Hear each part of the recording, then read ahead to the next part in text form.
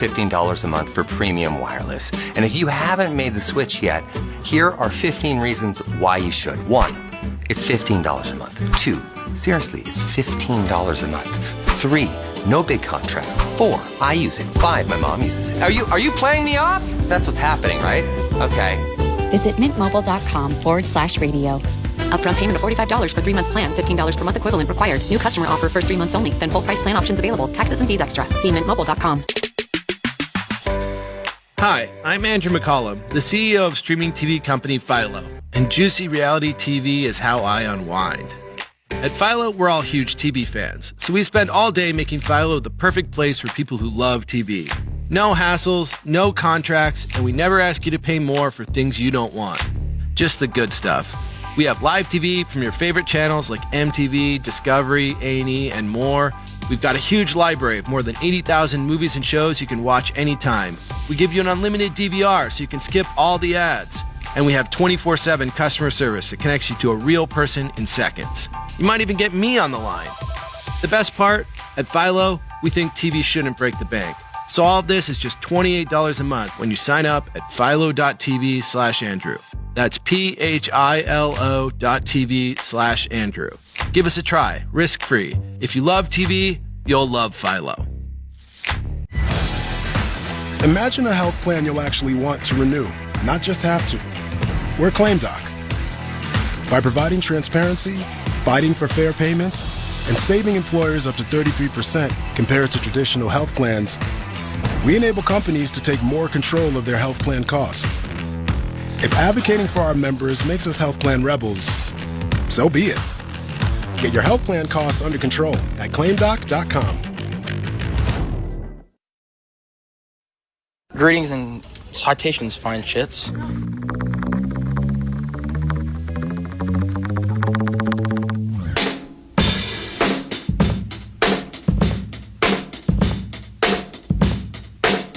Welcome to Sam Roberts Show.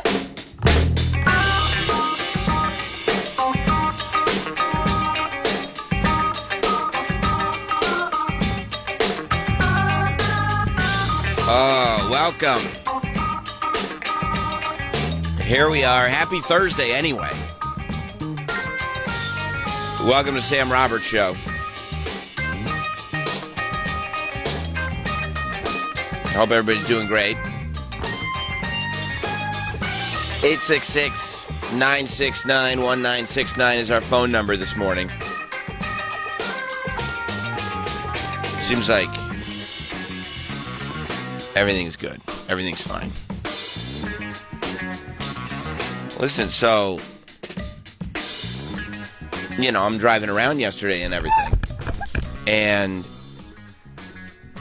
you're used to seeing these clips of, like, conservative commentators and advocates and activists going to these college campuses. And they're always good for some viral clip or something. Somebody gets real mad. Somebody gets real emotional. It's a whole thing. They go. They're very well researched. The kids show up. They're very, very upset. Very angry. Not terribly well researched, but a lot of feelings. And then you watch them go back and forth for a while, and it's the clip. And either you laugh, or you rah-rah, or you get very angry and upset. And it's an exercise that we go through. So yes, and that's kind of what you expect to hear. Yesterday, whatever, I'm doing my thing, and you just hear conversation about Charlie Kirk being on campus at the Utah Valley University to start his tour that he was on. And I go, oh, what's Charlie Kirk up to now? Because Charlie Kirk is this, again, conservative commentator, conservative activist, and a huge name in that space. We were just playing a little while back the podcast that he did with Gavin Newsom when Gavin Newsom had him on. And then you realize that the headline in the news is that somebody shot Charlie Kirk. That was the first thing that you saw. And you go, well, I hope he's okay. You know, you go, okay, well, what's the next step in this? Honestly, it's kind of a sad thing that a lot of us are so kind of, I don't know, like just in a malaise that you hear somebody like this was shot and your first thought is like, well, they'll be okay. And then what's next? You know, and you don't realize that we're living in reality where this is as harsh and real as it could possibly get, because not too long after that, it gets, you know, announced officially that he had died, that he was murdered, assassinated on the Utah Valley University campus. And I don't know, man, there's just this, for me anyway, this moment of like immediate sort of, it's very sobering. It pulls you back down to earth. It puts me in this space of reality where, I don't know, it's unbelievable to me that even upon just hearing that, just reading that headline, that anybody's sort of loyalty to any viewpoint or, you know, this performance that so many put on, this political performance that people put on, still is able to maintain through a headline like that, that is this young dude, this 31-year-old guy, successful in doing what he does. I've said a lot of people agreed with him. That's part of being in politics. With 2 kids and a wife, is shot and killed, and like, you don't have, well, many do. I did. I think a lot of regular folks did. Maybe people that aren't so, like, you know, ankle deep into whatever they're ankle deep into. I had this moment of like, there's something horribly wrong here. Like, this shouldn't ever be a headline with anybody who's a public speaker. You know, there's something about debate and disagreement that I think makes us and makes America like the best. I mean, I remember when I was in college being on campus and the idea that you'd have a controversial speaker, the idea that like Al Sharpton was coming to campus and some people are going to agree with him and this group over here is going to protest it and be really, really mad. Or on the other side, and this is, you know, at this point over 20 years ago. But over here, you've got like Ann Coulter's coming on campus, and the young conservative group is going to get very excited and agree with it. And this other group of students is going to be horrified by it and really, really mad. And they're going to protest and they're going to argue. But that argument, that idea of, you know, this is making me upset, and I'm going to voice my concern. I'm going to voice my objection. That's a good thing. You know, this idea that we all can disagree and scream and shout and be mad, but at a point, it only goes to a certain point. The idea that you would ever, you know, go so far as to want to take it so seriously that you're ending a human being's life, or in any way celebrating, justifying, explaining, doing anything other than being dismayed by a person's life being ended, is insane to me. I mean, I didn't seek it out, but I was not able to avoid the video of seeing what happened. And you just watch this video and you go, it's horrifying. It's a horrifying, again, sobering thing that makes you go, you know, there's something really wrong. Like there is this disconnect, I think, in a lot of people. And look, this is not, most of us will never consider doing anything like this. Most of us have our feet grounded in reality. Most of us, whether we agree or disagree with each other, understand where that line is. But more and more, and I think that part of it is, you know, how much rhetoric is out there. I think a lot of it is just social media in general, where you do, instead of having like these feelings or viewpoints, with social media surrounding you all the time, you don't know where the cutoff is, and it becomes one's identity. your whole life is based in these opinions that you probably believe are greater than you, but in all honesty, you're just wrapped up in this sort of cycle that a lot of content providers on the internet, be it through algorithms or however, that's how they make their money. That's how they get you. I mean, you heard years and years and years ago that there were these goals being made by social media companies that were trying to figure out how to keep people on their sites for the longest period of time possible. And that's the way the whole business works.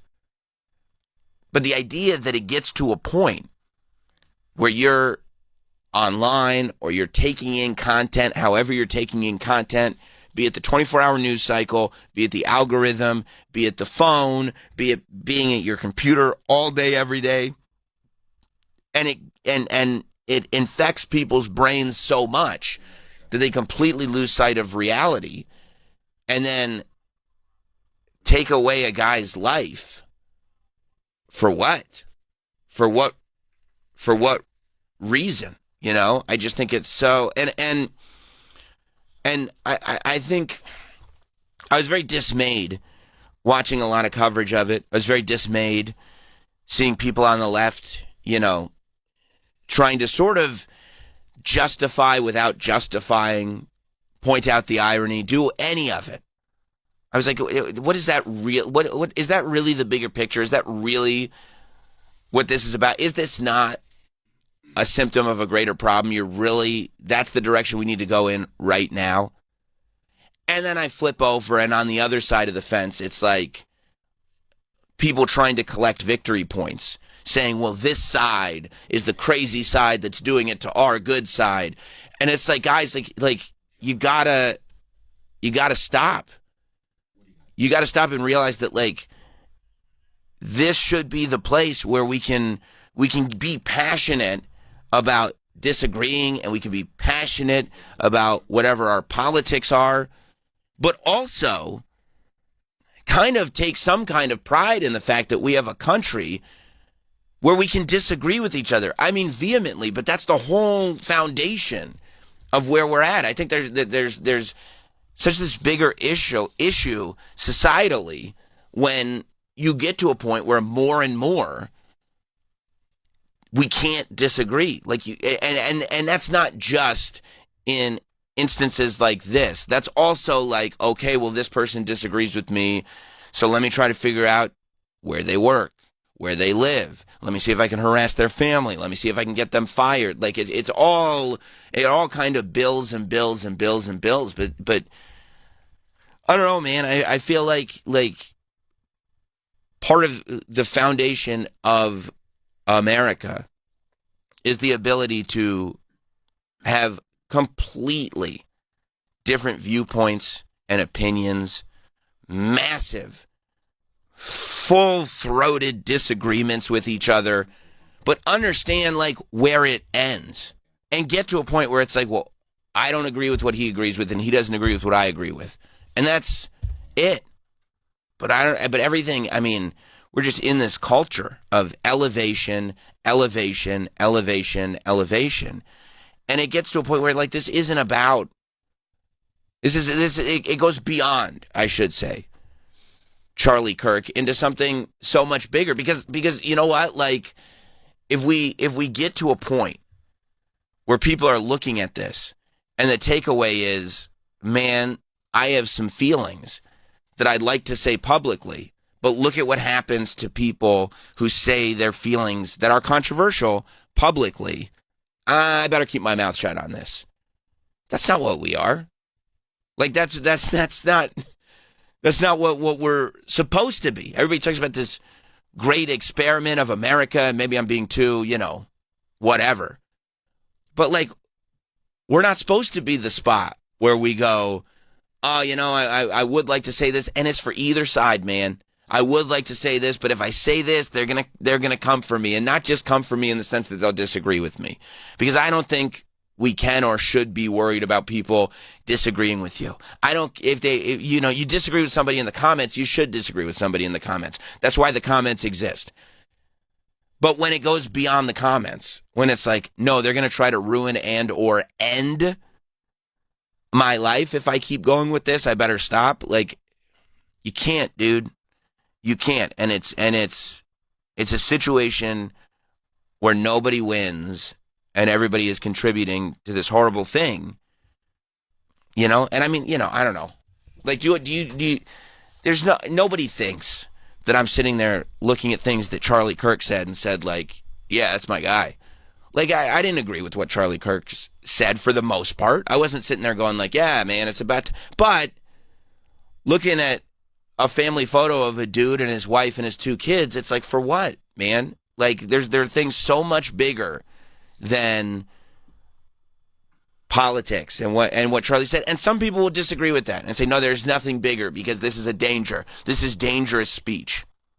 But it's not, man. It's not. And the idea of the fact that we can speak publicly in ways that some would see as dangerous, but is really kind of, even if it's towing the line, it's not quite there.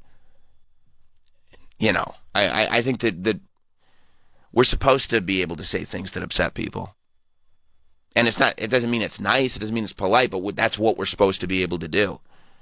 And any idea that we couldn't say things that upset people because this could be the consequence is, you know, it's atrocious.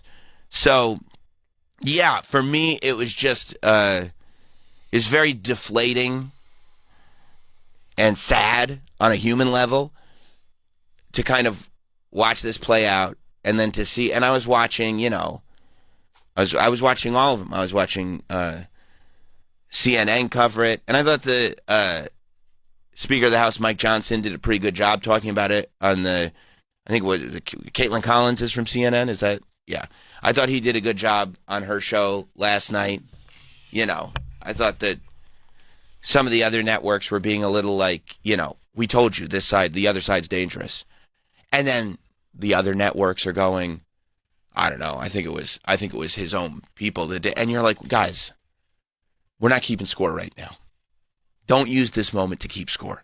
Like, let's talk seriously about an overriding issue. It's almost like there's this sort of curtain that everybody's afraid to pull back. This curtain where it's like we're performing political theater on this side of the curtain. And we refuse to pull the curtain back because on the other side of the curtain, it's where we're all human beings and can just have a human conversation. But there are people that have cemented their feet on the front side of the curtain where it's like we can't break this thing that we've started because we don't know. And maybe it's because they don't remember what it is to just be a person that's not, you know, married into a viewpoint or looking for every opportunity that they can to get a viewpoint out. But it feels like this should be a wake-up call to everyone. And you know, and the optimistic side of me says it is a wake-up call to everybody. How could this not be a wake-up call to everybody? And then the more sort of pragmatic side of me goes, it probably won't be. And that's where it gets deflating, where you go, no, it's just part of the news cycle. And I go, I can't live in that space because it's just so depressing.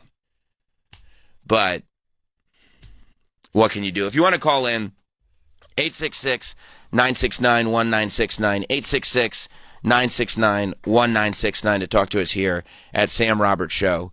I just take them in order. Let's go to Jordan in New Jersey. What's up, Jordan? What's up, guys? Good morning. Yeah, I was kind of thinking about tying this into yesterday with the talk about cell phones and kids and schools. I work in schools, but that's regardless of the side. Like, I was thinking about my nephew who just started middle school and just got a cell phone, you know, an iPhone, and I'm like, you know, at any point, one of his friends could send him this video, or he could, or I mean, I'll tell you, Jordan, I'll tell you how I saw it, and it's any kid could see it the same way. I did not click this video once. I'm like scrolling through Twitter. Yeah.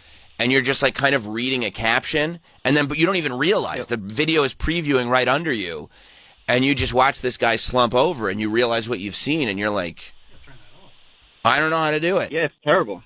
Yeah. And, I'm 38. I know we're around the same age. I have 2 little kids at home. I know they go on my phone sometimes. I let them play games that are, educational and stuff. And I try my best to keep track of that stuff. You're an involved parent. I know that was a part of the conversation yesterday. Like, not everyone's involved. It's not necessarily on the teachers. It does start at home. But my fear is, like, we grew up. I remember being a freshman in high school and the announcement about 9/11 happening. And then all of a sudden for the past, 20-something years, we've just seen nonstop footage of the towers getting hit and collapsing. And it's like, it's the same thing. It's not the same thing. Obviously, that was a grand scale, but like all these things that are just traumatizing us for a long term and also desensitizing us at the same time. It's really messed up, man. It's taken a huge toll on this world in general. I know people grow up and see this kind of stuff, unfortunately, on a daily basis, but like when you don't, and then all of a sudden it's just drilled into your mind, and like you said, man, they get you engaged, and that's what they care about: ad money, engagement, And of course, the other part of it is that every single person on the internet has to go and make a video about how they feel about it too. It's like you can't just have a feeling; you have to go and say what you feel to everybody. And I mean, I guess that's what Charlie Kirk got famous for doing. But at the same time, it's ridiculous. Like, I don't need to go on the internet and see 30 kids in their mom's basement, posting a video, because they really have no like life experience that can justify this. They're just rehashing everything that everyone else says too, because that's the world we live in, man. It's the internet. Yeah. Anyway, have a good day, guys. Stay safe. Thank you, Jordan. Good call. I was one of the comments that I saw that I thought was good was W. Kamau Bell. I don't know if it was on Tweet or Threads, or I don't know what I'm even looking at anymore, but he said, and it just said, some stuff is just fine in the group chat. You know what I mean? And that is probably a philosophy that everybody could learn from, that sometimes, you have these thoughts and you want to share them. Get yourself a nice, safe space group chat. Send it to Travis and Hot Dog. It'll be fine in there. And you'll get your feelings out that way. And it doesn't have to, because everything else becomes this grand declaration. But yeah, I mean, it is hideously ironic that it happened on September 10th, because, I've been, as we've been approaching 9/11 and the anniversary, I've been thinking more and more. And I think it's probably because, honestly, like, we've been doing all this talk about 90s music and everything, and how, like, as much as, like, we make jokes or whatever, that day in 2001 really did completely change everything, from pop culture to just culture to the way we interact, to the way we interact with media, to the way we interact with each other. It completely shifted that day, and it did, and it has not changed. Like, we're different now because of then. There was this, and people talk about the unity that happened when 9/11 happened, and that's true.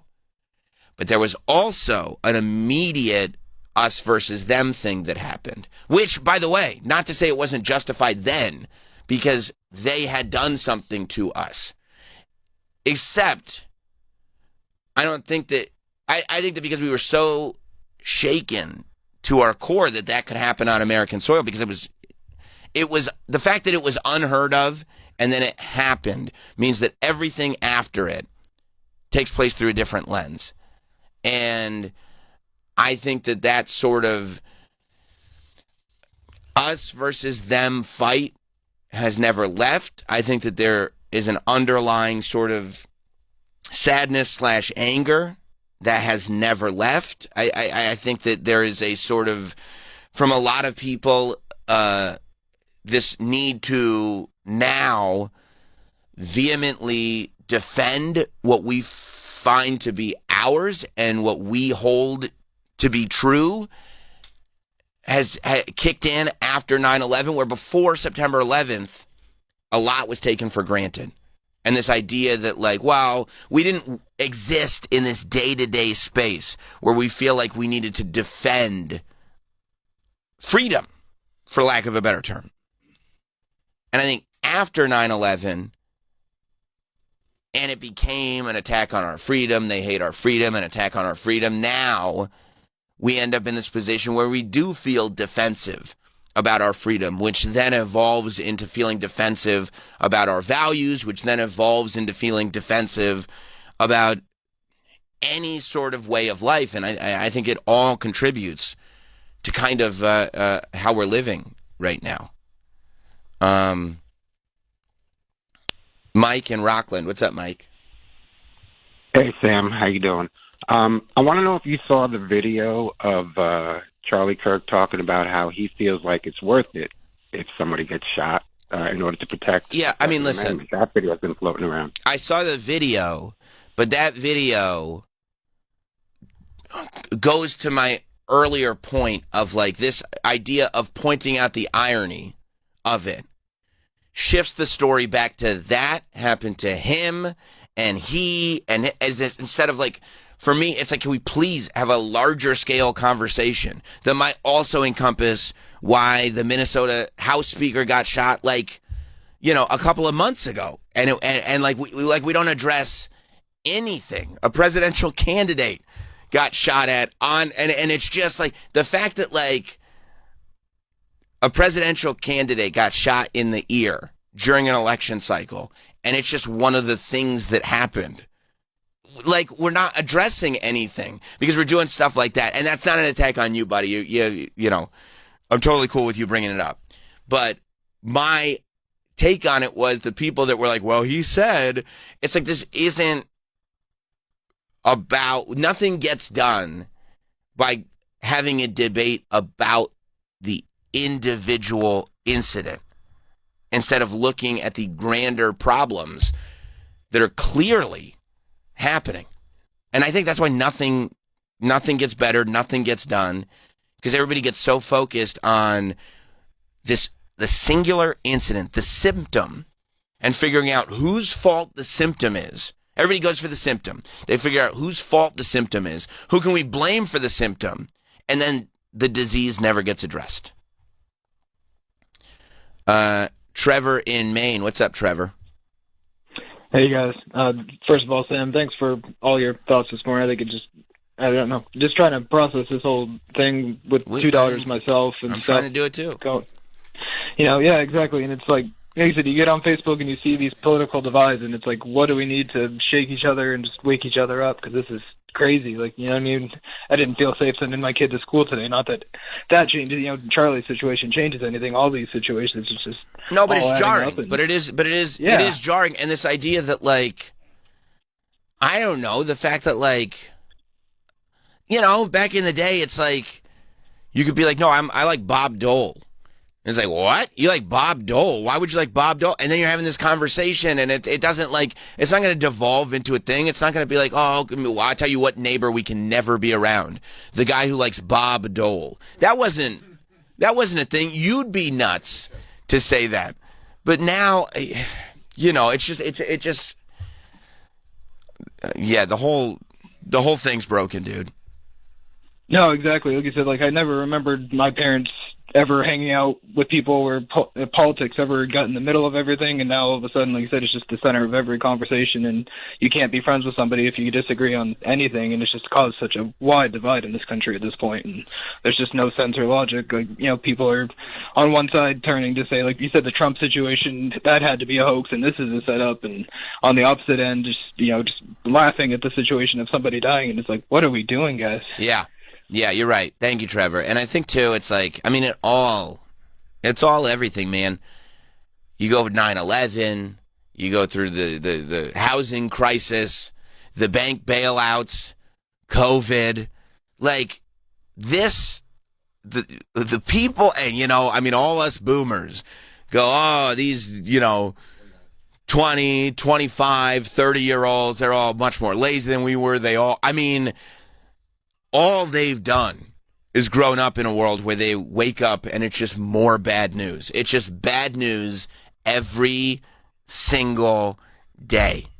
And that's not how it was, you know, and I don't know if it's because there's more and more bad news. I don't know if it's because we're obsessed with the bad news, and I don't know if it's because our obsession with the bad news is creating more bad news. But it really is, I mean, it's something to observe. Edwin in New Jersey. What's up, Edwin? Yeah, so I'm as far left as you, Sammy, liberal muffins. But it's distraught. It's very, like, saddening to see the people, you know, I guess try to politicize a dude's death. He you know, he died. His kids now are going to grow up without a father. His kids didn't have to be born into the whole political sphere and everything. Right. That's exactly right. I had this conversation with my son. Like, as liberal as I am, he's like super like far right. Which, okay, fine, whatever. And by the way, how old? Edwin, how old is your son? He's 22.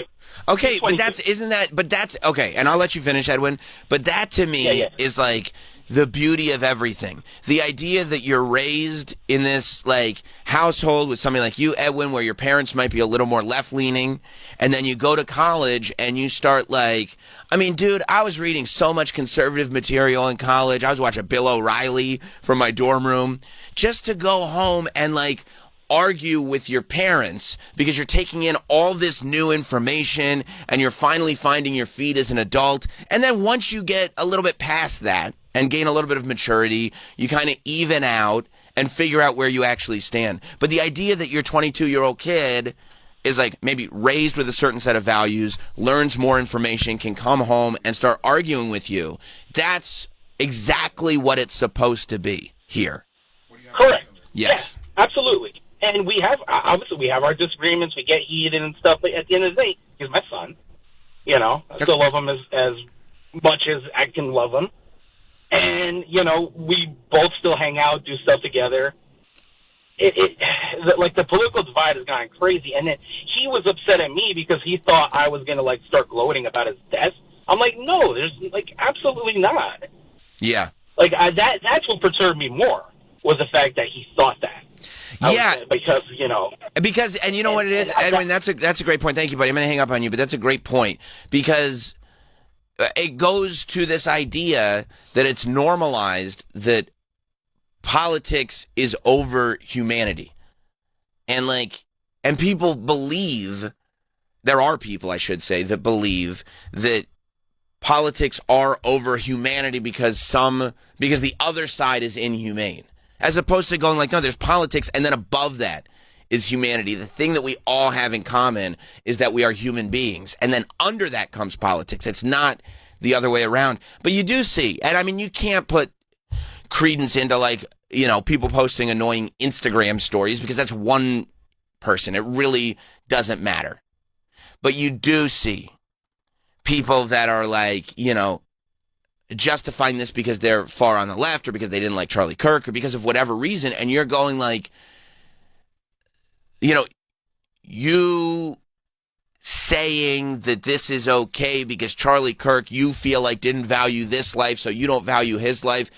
Well, if it's wrong for, in your opinion, him not to value this life, how can you not value his life without being a hypocrite, which would make you guys the same thing? And no, well, and it's like, and that's what I mean about like putting politics above humanity, which is like, it's the complete downfall of a civilization. To put your politics over a humanity is the downfall of a civilization, because the civilization, especially ours, where it's based on differing points of view, can exist because we have the commonality of being humans and having humanity. That's the one thing that links us. That's the one thing we all have in common. Like a human centipede. Greg in New Jersey. What's up, Greg? Hey, how's it going, man? So we have to solve this, and we need two sides to solve it. But how do we get two sides when one side just sticks their fingers in their ear whenever they hear gun violence and they don't want to do anything with guns because they love them? Well, I mean, listen, I think that you saying that is also you sticking your fingers in your ears. And Greg, this has nothing to do with, this goes above, again, humanity over politics. It's not about whether I agree with you or not. But going, hey, we can't do this because of them is an issue.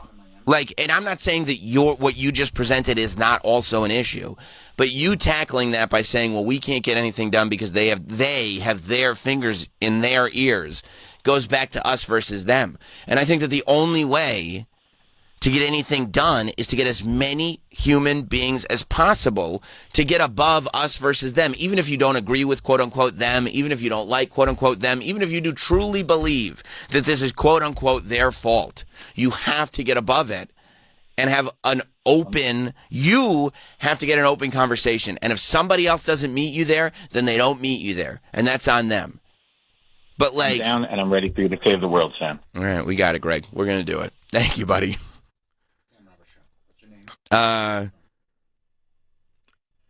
Sean in Philly. What's up, Sean?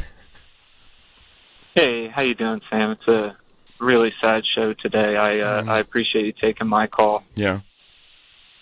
I just wanted to tell you that even though I really like the Pulp song "Common People," I don't think that should be in the discussion. The more I think about it, the more I'm just Sean, like, I don't even know if that charted. Sean. Oh, yeah, sorry. Sean, the list is closed. The list is closed, dude. It's closed. We already bracketed it. What a sad day. I know. But what a sad day this. And I was thinking bittersweet. No. The list is closed. The list is closed, Sean. How dare you? How dare you classlessly try to sneak the list getting opened on a day like today? How dare you? It's really good. Mike in Westchester. What's up, Mike? How's it going, Sam? A couple of things. I talk pretty fast, so I'll just rattle off some stuff and you could reply. Yeah. When he was talking about that, he's okay with gun violence in order to keep the Second Amendment. He wasn't talking about like an assassination. Nor do I think he was. I don't think but I don't care. You know what I mean? Like the idea of using that clip now against pointing out the irony. I honestly don't care. But yeah. Yeah. The other thing is, I hope they take this video down Twitter. Like, I unfortunately saw like the video where you just saw his artery just explode and he went down. Like, I hope they take it down. I couldn't get that image out of my head for the rest of the day. Thank you, Mike. It's very traumatizing. I mean, the internet is the internet, but it is a traumatizing thing. Derek in New Jersey. All right, goodbye. Sorry, buddy. Call back. Your phone was crapping out, but you can call back. Jess in Pennsylvania. What's up, Jess? Hey, yeah, I was actually agreeing with what you said, Sam. And I'm on the other side of the Philly guy here. I'm in Pittsburgh, but I grew up during the 90s too. I remember vividly where I was in college on this day, and it wasn't black and white then. Like, it was just like, all right, cool. But I think that a big problem is kind of attesting to like what you said, is that everybody's looking at the world in black and white, us versus them, instead of seeing the various shades of gray and the bigger picture. Yeah, no, that's 100% right, Jess. That's the way I feel about most stuff. That, like, this idea of, well, you're either a Nazi or a purple-haired weirdo is like, almost nobody is either of those two things. Like, the amount of people that are one of those two things is so minimal. But we see one TikTok and we go, well, see, I told you. Okay, Derek's back. I felt bad because I hung up on him rudely. What's up, Derek? Hey, Sam, you got me now? Yes. All right, sorry about that. No, so what I was going to say was back in July of 24, when the assassination attempt on Trump happened, all the media talked about was like, oh, we need to accept our responsibility or our part in this for vilifying him and for radicalizing and making people feel like he is the death of democracy. And that was all the talking points for like a week.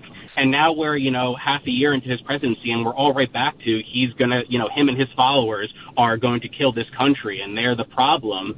And no wonder why people get radicalized on both sides. But we already addressed this once before, not even a year and a half ago, and we're right back here again. So it's just very, disheartening that someone was assassinated in cold blood, and that goes against everything our country stands for. Especially on where you land on the spectrum. Especially on a college campus. Maybe I'm too optimistic, but that was, the college campus is where you were supposed to be able to do stuff like this, to get people riled up, to have completely conflicting points of views, to, Eric in Colorado. What's up, Eric? Hey, morning, Sam. Morning. So, And at the same time, this happened yesterday. We had another school shooting out here in Colorado. I heard about that. But, terrible. And that's the other thing.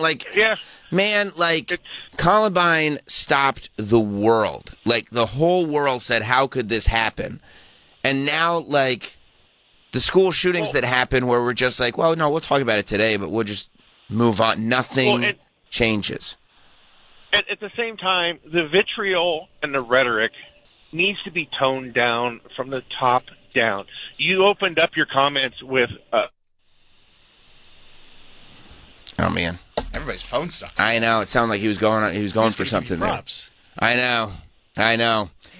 Plus, he was a P1. He had been listening since the beginning of the show. He was going to tell me how great I was at the beginning. And it was, too. Damn it. Eric, call back if you want to compliment me.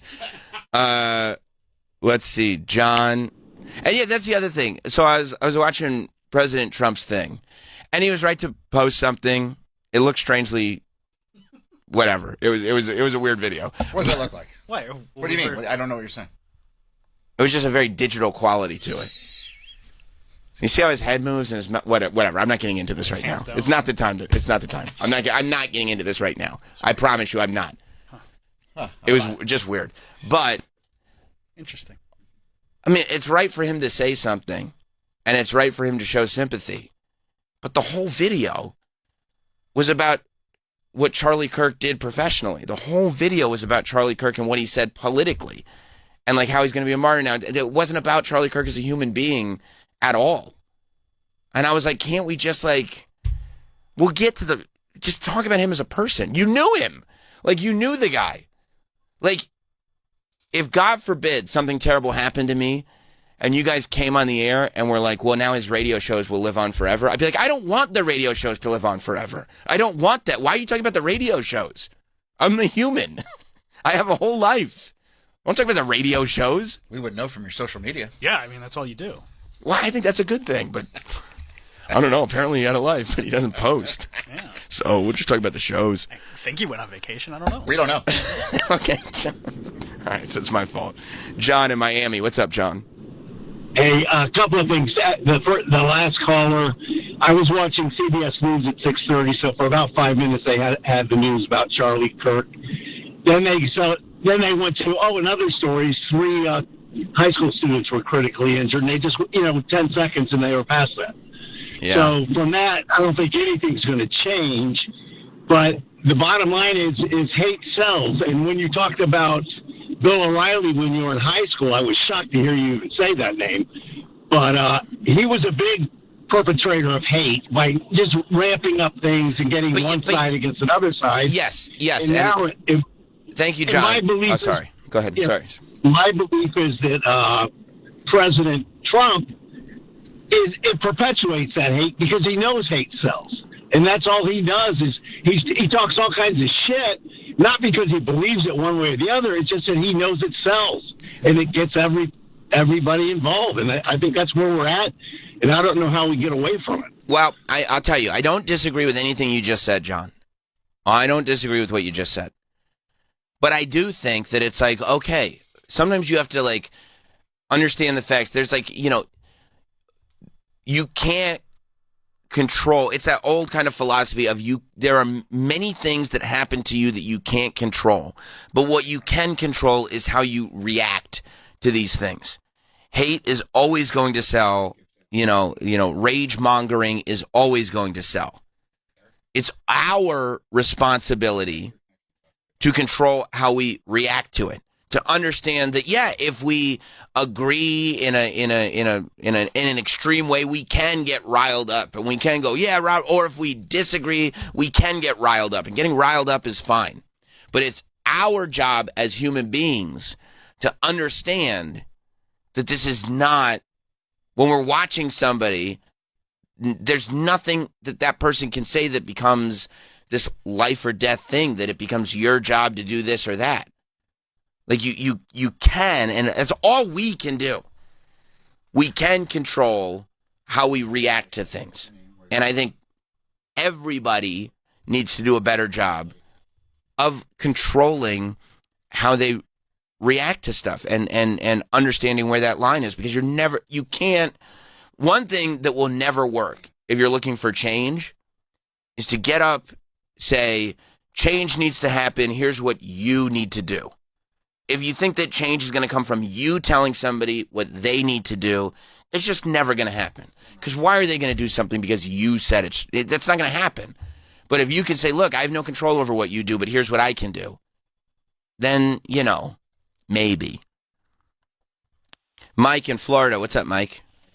Hey, what's going on, guys? Well, first of all, Greg and John, wherever they were from, hilarious. That's like, hey, we need to be more unified. But, why does Trump hate everybody? Meanwhile, and Greg's like, oh, we can't do anything until the other side talks about the guns. Mike, you understand, you're literally coming on and being like, here are the callers today that I don't like. No. Listen, I totally agree with you that I'm full of a little bit of anger right now. Okay. But that wasn't my point. It just, while I was calling because I needed to get, I guess, a little catharsis on that. It's just funny that one side is always going to do that, and it's going to be both sides. You're doing it right now. So it is. There's not one side. That's the other. One side saying one side is always going to do that. Is the other side also doing it? I 100% agree with you. Okay. I guess my larger point was that the radicalization is very fascinating to watch. I know I'm not going to get a lot of credence, or you're not going to believe me when I say this, but I am pretty impartial around my kids politically. And my 16-year-old son has now just become fully radicalized and how could they do this to Charlie Kirk? I loved his videos. Why would anybody? This is like his little tiny miniature, come to Jesus moment about how fucked up the world can be. And they just created another million Charlie Kirks out there, which is a fucked up thing to do. And it's a shitty thing to feel and to try to get your kids to understand that this doesn't need to be this way.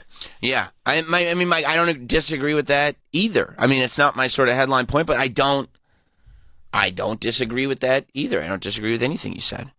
Oh man, there was another compliment for me on hold that went away. That's a bummer. The one that said that we were an anchor. The guy hung up. Yeah, he was thinking you're doing a really good job here. Can you summarize? Yeah, sure. Would you like me to? You mean AI summary? Well, I believe it was the call. He said he's considered getting rid of his SiriusXM subscription, but then things like this happen where you are doing a really good job explaining, and then he likes to keep his subscription because of me? Because of moments like this from you. And he hung up. I know. Because we could have clipped that and can you clip Troy's explanation and give it to McClure, please? Put a phone filter on it? Yeah. Just say that this is the AI overview of what would have happened on the show. Because I did see it. He was on hold for a little bit, and I'm just trying to go in order. But maybe I'll hit the compliments. You can't sleep on those compliments. Maybe I'll hit the compliments a little quicker. Rich in Westchester. What's up, Rich? How's it going? I just wanted to say I think that one of the markers of how things changed, it was the faction of people that made a hero out of someone that killed an unknown healthcare CEO, whereby all of a sudden you had people out there supporting him and saying, yeah, he deserved it, really forgetting, again, this is a guy who had a wife, he had children at home, he was just getting up and going to work every day. Yet somehow he gets killed, and right away it's how hot this guy is, and he's a hero, he didn't do anything wrong. I didn't understand how people could feel that way then. I get it, Rich, and I don't necessarily disagree with, he is hot, but I don't necessarily disagree with anything that you're saying. I think, though, that in that instance, people used it as a moment to point out another issue that people are all facing, which is what's going on in the healthcare industry. And I think that is what complicated that instance. Larry in Fort Lauderdale. Good morning, Sammy.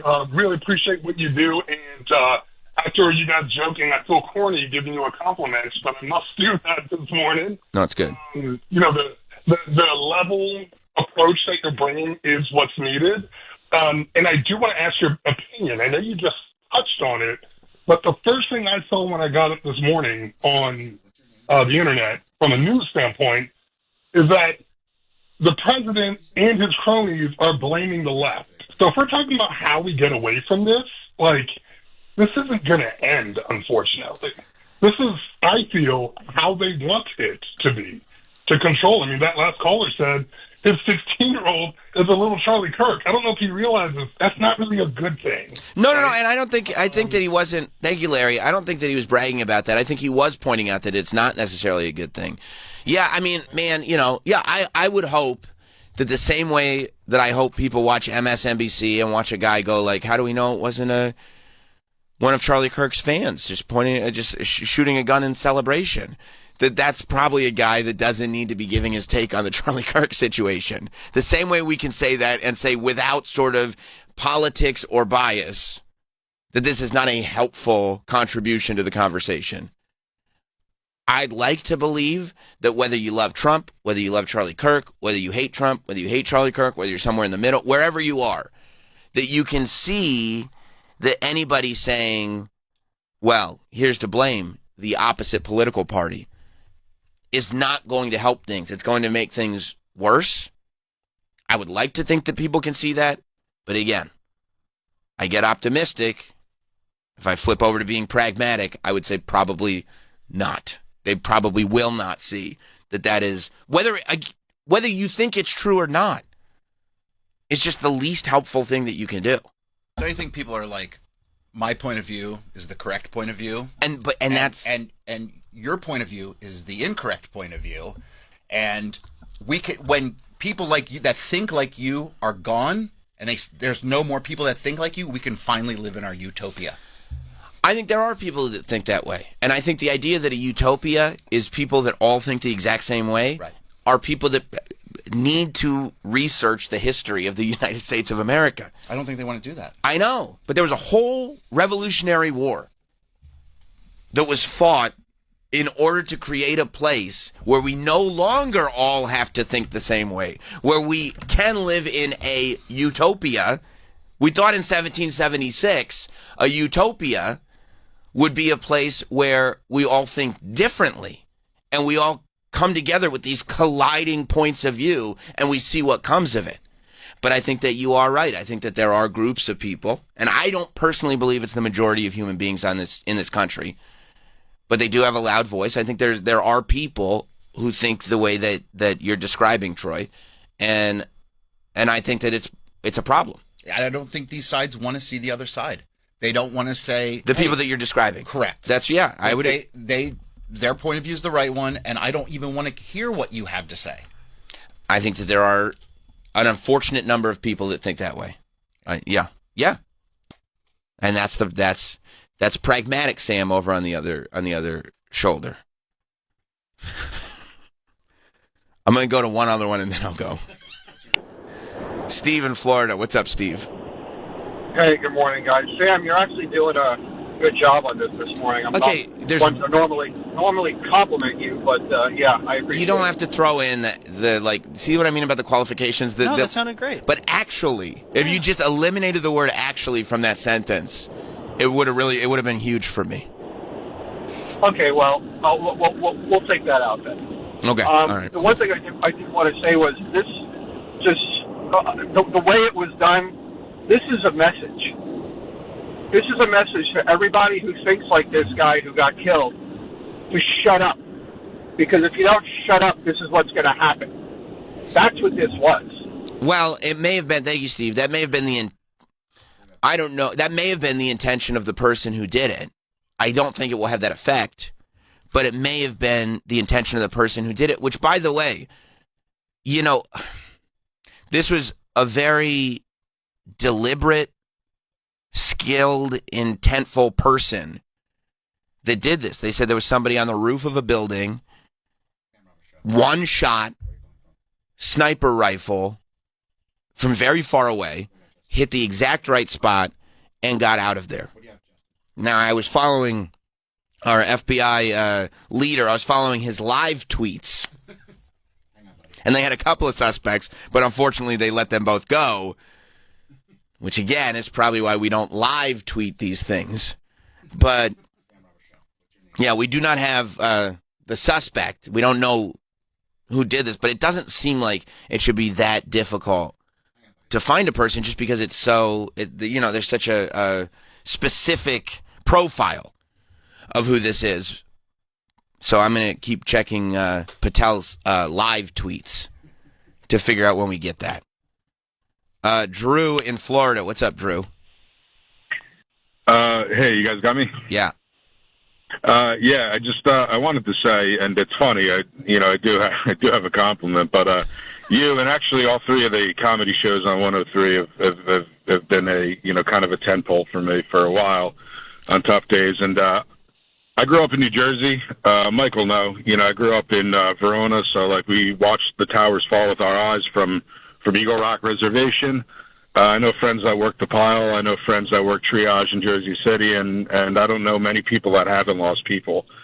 So this is always a tough day. And then with, kind of all the added things in the news, it just makes it harder. But let me tell you, man, that frickin' caller, Sean, that tried to open up the list again, man, that made me laugh. And I really, really needed that today. So thank you. And holy shit, Sean, I don't know who you are, man, but that frickin' got me. So awesome. Going into work, you guys enjoy. Keep doing what you're doing, please. Thank you, Drew. And thank you, Sean, for your service. Andy in South Carolina. What's up, Andy? Hey, how's it going, Sam? What's up, bud? So no qualifications. I think you're doing a really great job with this topic. Hell yeah. The reason I called is that I feel like there's a massive cultural gap here that, kind of breeds stuff like this. Mm-hmm. And as a culture, I think we just need to rally around and remember that in 2025, we have not allowed the morning mashup to have a Big Seven or a town hall, while Sam Roberts has had multiple. Good can still win out the day. Yeah, and a billboard. I got a billboard. Oh, too. And a billboard, yeah. Yeah. No, that's a good. That's true. Thank you, Andy. That's a great point. Good still does find a whale. Find a way. Find a whale. That's right. Our next guest. Dan on Long Island. What's up, Dan? Morning, boys. What's up? So I know you're a lefty Letterman, Sammy, but again, I think you're splitting this pretty much down the middle. Okay. So you're doing a great job. One of the things that really needs to happen is everyone does need to go out and touch some grass, like the kids say. I don't know if you remember, but when George W. Bush was, they called him the Antichrist. And nothing happened. I can't really even understand what you're saying. Your phone's breaking up, but if you want to call back, you can. Ray in Georgia. What's up, Ray? Hey, I was going to say, all kidding aside, I know we call up and kind of bust each other's balls and make fun of politics, but with the 24-hour days, news people, we've lost the ability to argue or disagree on anything without a side being taken or. But you know what, Ray? I think that if you look, that was the case for a long time. But I think if you look realistically, the 24-hour news people are trying to compete with the internet. And the internet... Right, it's all about money. Right. That's right. But the internet, thank you, Ray, is far more dug in, like, to one side. The shows on the internet that people, they get really huge are even more dug in. Now it's a little bit different because they don't have the responsibility of being a news program per se. They go, well, I'm a personality and this is my thoughts. But, it's not like the news world outside the 24-hour cycle is better. You know what I mean? The sources that people are getting their news from are generally dug into a side that agrees with them. I mean, we tease Troy all the time. We're joking. But the algorithm will feed you whatever it is that you want to see. So I think that between podcasts and YouTube and the algorithm, there are much bigger problems than the 24-hour news cycle, but that 24-hour news cycle is trying to compete with that, so I think it actually makes it worse. Let's go to Justin on Long Island. What's up, Justin? Hi, Sam. How are you? I love listening to your show. I don't listen all the time, but I try to listen whenever I'm awake at this hour. Good. I want to say that I'm a lifelong Democrat. My parents are Democrats. My grandparents, even my grandfather was a senator for New York. Now, I'm ashamed of what's happening here. Our party is being destroyed by these people they're calling themselves Democrats, but it's not. It's something else. Are you from New It's Orleans definitely- or Long Island? Come on, man.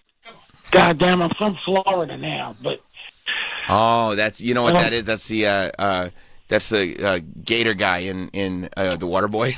oh god, oh god. Oh, I just trying to place it. It just doesn't sound like Long Island to me. You know, I mean, Long Island is a very distinct. Sounds like Tom. I thought it was James Carville for a second. I did too. Yeah. Incognito. Yeah, Mr. Gasson. Whatever. But what I'm saying, I think we got to the bottom of it. Thank you, Justin. You had a point. He's moving slow. It was moving slow. He sounds like an older man. I don't. Okay, that's fine. I mean, maybe he's not built for this. Steve in New Jersey. What's up, Steve? I thought we were being compassionate. We are, but I'm being compassionate to everybody else. That's not compassionate, Sam. Okay, but guess what? Hang on, Steve, because I'll get you too. But guess what I said? I said you can't focus on the individual. You have to focus on the greater thing. The greater thing is like the listener experience. And I was being... But he loved the show. He's been a listener for a long time. I love him too, and you know... Sometimes the listener wants to, like, slow it down for a minute. Okay, but he'll take Libby's call and she'll spin in circles for an hour. I'm flirting with her. I'm flirting with her. You're hollering? A little. Sorry, Steve in New Jersey. What's up? It's okay. I just wanted to thank you for this morning. What you're saying is on point. I really think that we need to stop villainizing the left or the right, and we just need to look at this as humans and see it for what it is. It's somebody who lost their life. You know, he's no longer going to be there for his wife or his kids. I mean, that's the way we have to look at this. It just disgusts me with the way the world is, and people are celebrating this, and it needs to stop. People just need to just think like humans for once and just and see it for what it really is.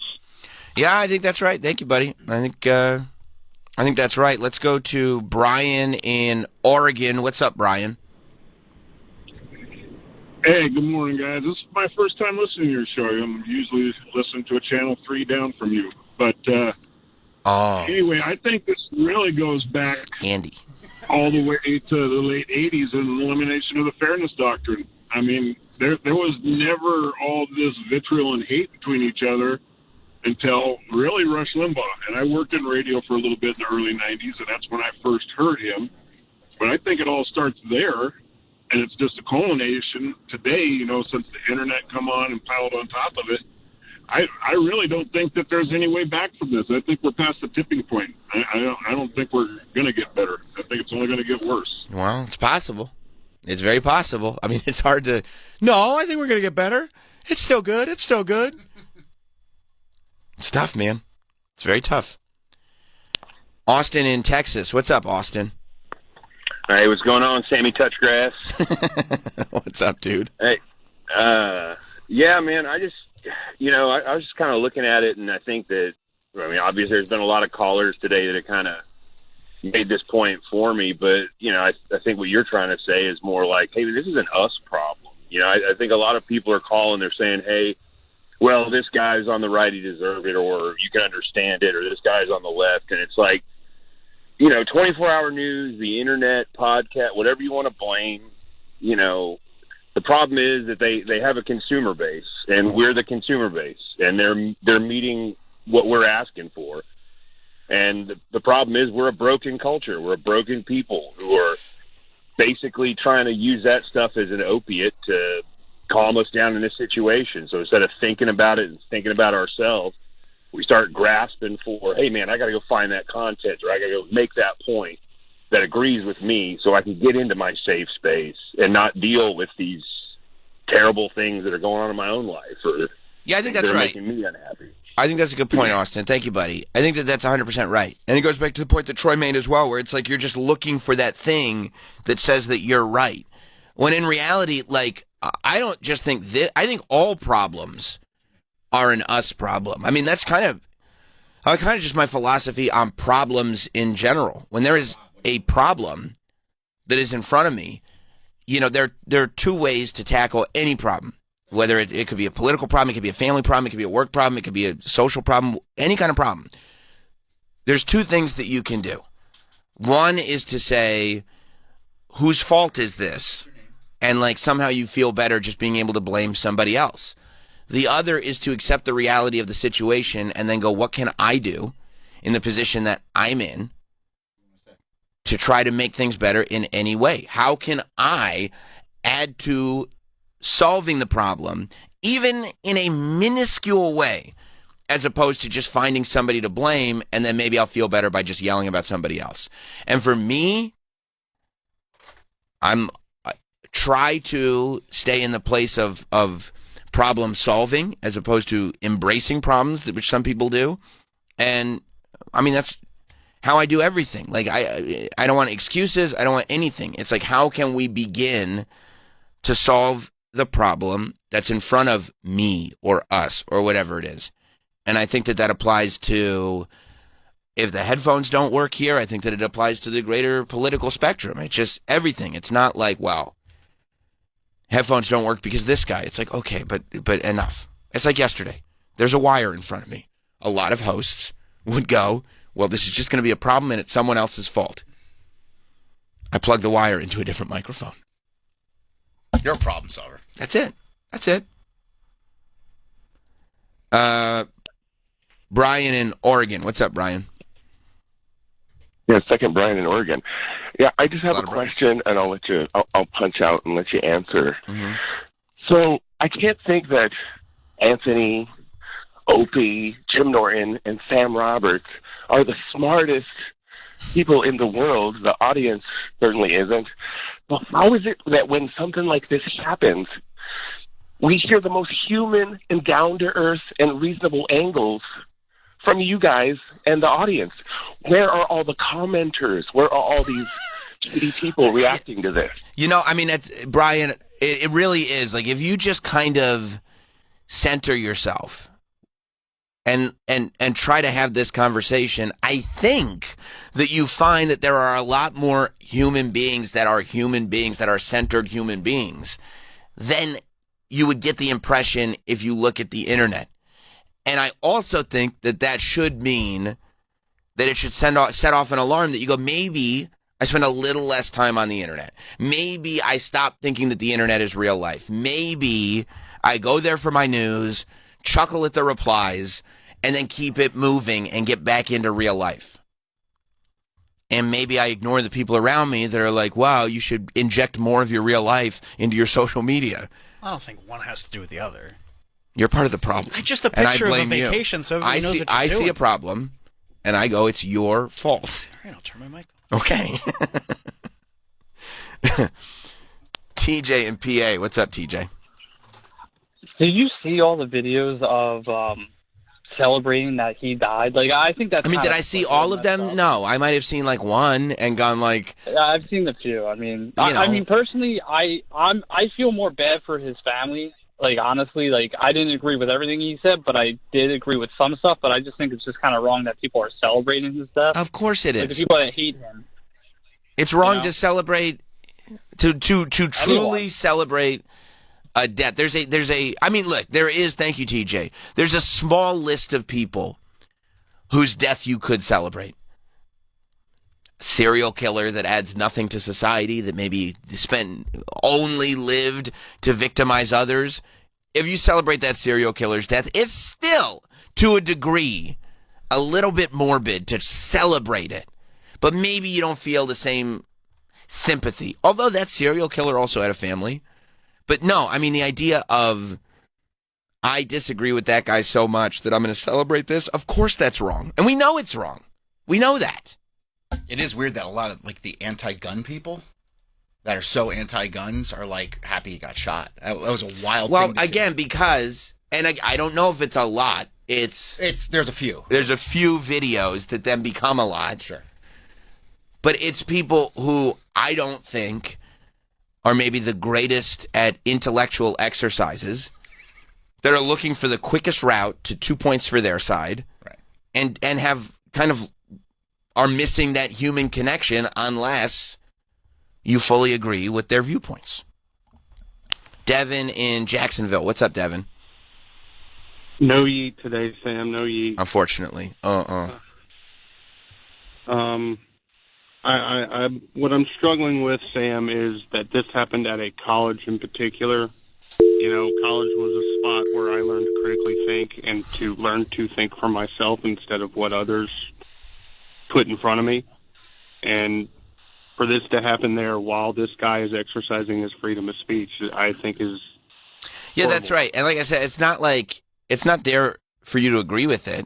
It's there to be there. It's there to exist as a point of view that maybe you didn't think of, maybe you don't agree with, but maybe just to exist. The idea of learning that we live in a world where points of views exist that you will vehemently disagree with is a good thing. Justin in Massachusetts. Hey, Sam, how you doing? Hey. Just wanted to say, today's broadcast, this is like Howard Stern after 9/11 broadcast. I compare it to, might even be a little bit better.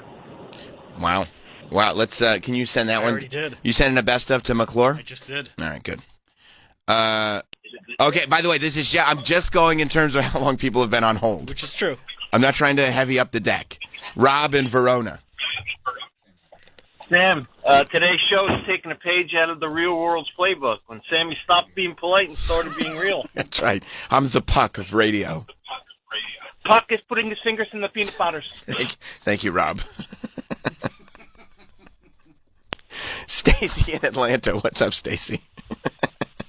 Just a personal note to Mr. Jim McClure, as Sam is the last professional broadcaster. That's right. He does a great job on any topic. Best broadcaster on Sirius XM. I would agree. No brown nosing, Sam. No, I mean, look, facts are facts, and facts don't care about your feelings. Facts are facts. That's right. I wanted to go back real quick, and I'll try to make this very quick. But I wanted to go back to your comment about the divide between the internet and broadcast. And really, I know you're running a family show here, so that's right. Please forgive me. Mm-hmm. But the fucktardish comments made by Matt Dowd on MSNBC about they could be described somebody that way. was firing a gun in celebration, and then the other comments that he continued to make about, well, hate speech begats this, begats that. Look, Matt Dowd is a full first-grade moron. Okay. But shouldn't there be some managerial? He got fired, bro. He got fired. Did he get fired? Yeah. I have not heard that. I should Google it. I know. But no, I'm glad we could inform you. He did. Before. He got fired. Thank you, Stacy. Thank you, Stacy.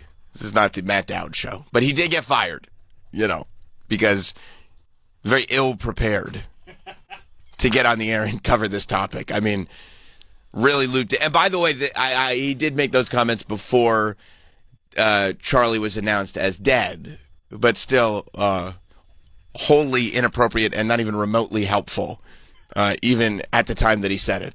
Also absurd and makes you, once again, lose total faith in talking heads in the media. We literally spent a whole segment covering that 2 days ago. It's the same people. The same people who got by the Andy Cohen, Howard Stern bit. Those are the people that are covering this. Not good. Scott in Worcester. Hey, what's up, Sam? I got to say, I really didn't think you had it in you. I've been listening since. Why? AJ Poopy Shits. I mean, look at your way back history. AJ Poopy Shits. Why are you talking about 20 years ago? Why are we talking about that stuff? Well, that's what I'm saying. So take the qualifying compliments as a win. Yeah. It's still a win. You're doing a little great. Backhanded, but you got there. Yeah, no, but I love you. You're doing great. But even the way your voice, like the octaves in your voice, but I love you. Like that, the octaves going up like that. I'm like, well, that doesn't make me feel good at all. Like that, I've wrestled. Love the show. Like I've wrestled you. I've wrestled you to the ground to get a compliment. That's what it feels like. You should take growth as a compliment. Oh, it's a compliment. So take it. Oh my God, it's and so listen, high. if for all the people that are having problems today, I have this whole mantra. I just say 2 words: Serenity now. And then all my problems just disappear. That's good. That's a good way to do it. Thank you, Scott. I appreciate that. Jonathan in Connecticut. What's up, Jonathan? What's going on, guys? So obviously I opened my Facebook today and it's full of hot takes. Oh, good. Oh, good. Yeah, I love hot takes. Even it's ironic I'm calling in for a hot take. But regardless of left or right, who you are, I feel like people who have to post their opinions tend to skew on the dumber side. Like, I've never met a successful person and who's saying put together intellectually, like, pretty smart guy, and going on their Facebook and they have hot takes. It's always like the guys who failed English have about a hot take a day. Yeah, so that's it's like right. Regardless of left or right. Yeah, I think that that's right, Jonathan. Thank you. Like the idea that you'd go he was busy last night.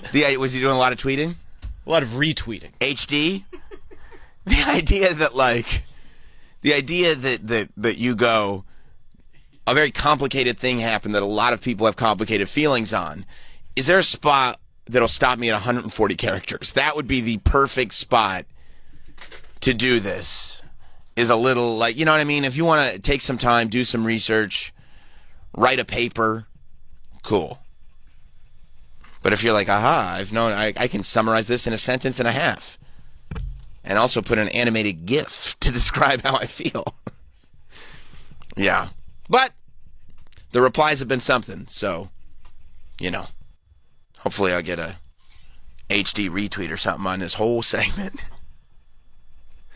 No, I'm not doing that.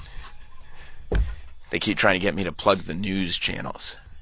You know what I think you should do? Keep listening to this channel. All right, we're going to take a break. Is listening to the radio getting out of hand? You need Bennington, the ultimate in hands-free talk radio design. Simply go to the Sirius XM app on any phone, then search for Bennington. It's that easy. Hands-free, pain-free. You'll wonder how you ever lived without it. It's perfect for your mind. A must for the entire office. Life itself goes quicker and easier. Best of all, Bennington works with your favorite phone. An amazing breakthrough show you'll listen to every day on the Sirius XM app. Hi, I'm Andy Bashir, Governor of Kentucky. Outside my official role, I host a podcast on Sirius XM Progress. Each week, I sit down with leaders, educators, and everyday folks with extraordinary stories. We talk about what connects us, family, faith, current events, and the challenges we all share. It's an honest conversation and different perspectives. Join me on the Andy Bashir Podcast, Saturdays at 11 a.m. Eastern on Sirius XM Progress, or listen anytime on the Sirius XM app. This episode is sponsored by BetterHelp. People who don't talk to therapists still need help solving their life problems. Some people turn to message boards, discussion sites, or group chats with strangers for advice. But you have no idea who you're talking to. They're not licensed therapists. They aren't trained to help. BetterHelp therapists work according to strict code of conduct and are fully licensed in the U.S. It's fully online, and you can pause your subscription whenever you need to. Switch therapists at any time at no extra cost. With over 30,000 therapists, BetterHelp is the world's largest online therapy platform, having served over 5 million people globally.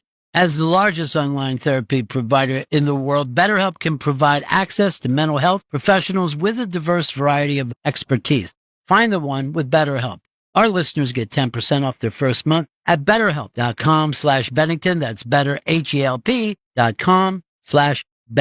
If you're considering a 1031 exchange or need steady, high-yield monthly income, you should consider student housing and stabilized low-income housing with Icon America. Cash flow starting at 7.5% paid monthly. Icon Student Housing has 2 new properties in 2 of the hottest markets, Salt Lake City near the University of Utah and Purdue University, both 100% occupied. Icon America Low-Income Housing has properties diversified across Florida, Maryland, Georgia, Ohio, and more. Cash flow starts at 7.5%. Icon offers arguably the lowest fees in the industry by cutting out the high broker-dealer commissions, passing the savings directly to you. Call 800-580-1031. Keep your money working for you by sheltering 100% from taxes. Visit icon1031.com or call 800-580-1031. 800-580-1031. Individual results may vary. There's no guarantee that past performance will be indicative of future results. Invest wisely. Last year, over 2 million people called Morgan & Morgan in their time of need.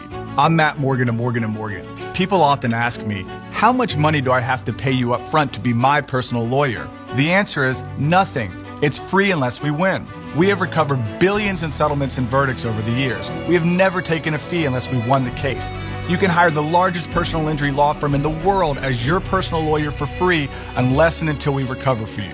When life changes, clients choose us. When results matter, clients choose us. When the stakes are high with just one shot, clients choose us. So who are our clients? They're people just like you. People who share our values, hopes, dreams. People who believe that dignity is a God-given right. People who fight for a better tomorrow for their families and their children. And when they needed a personal injury lawyer, who did they choose?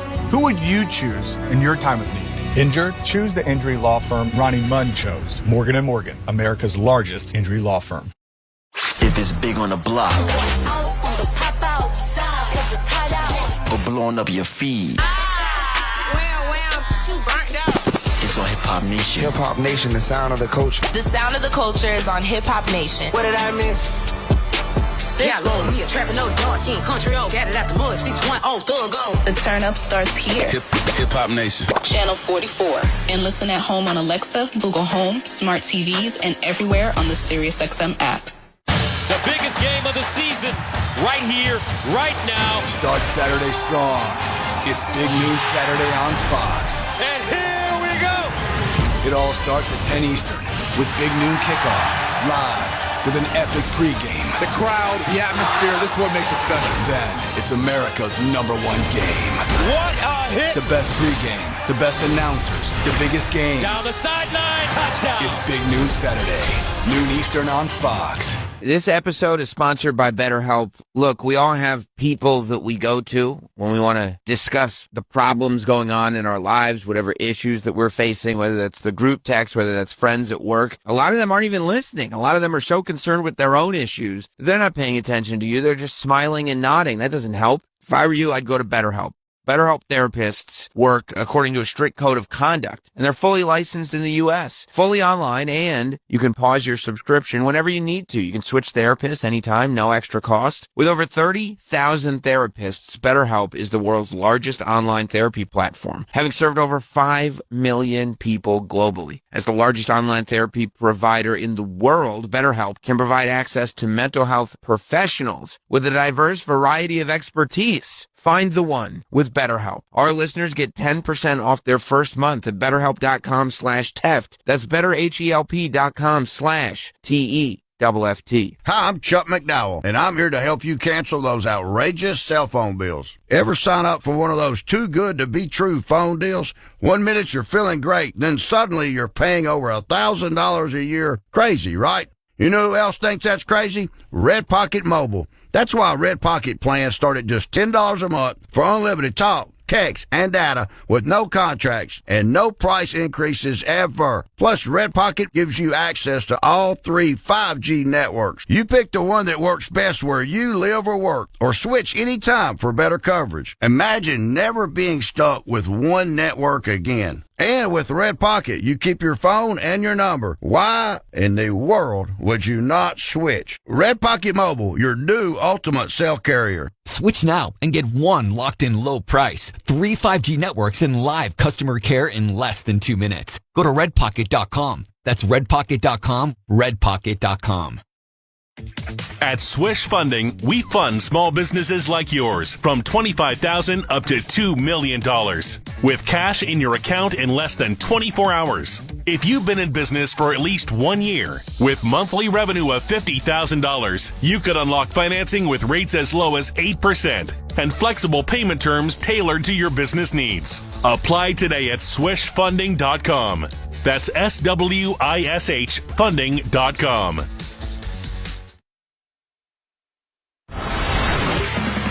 We're back. The Sam Roberts Show.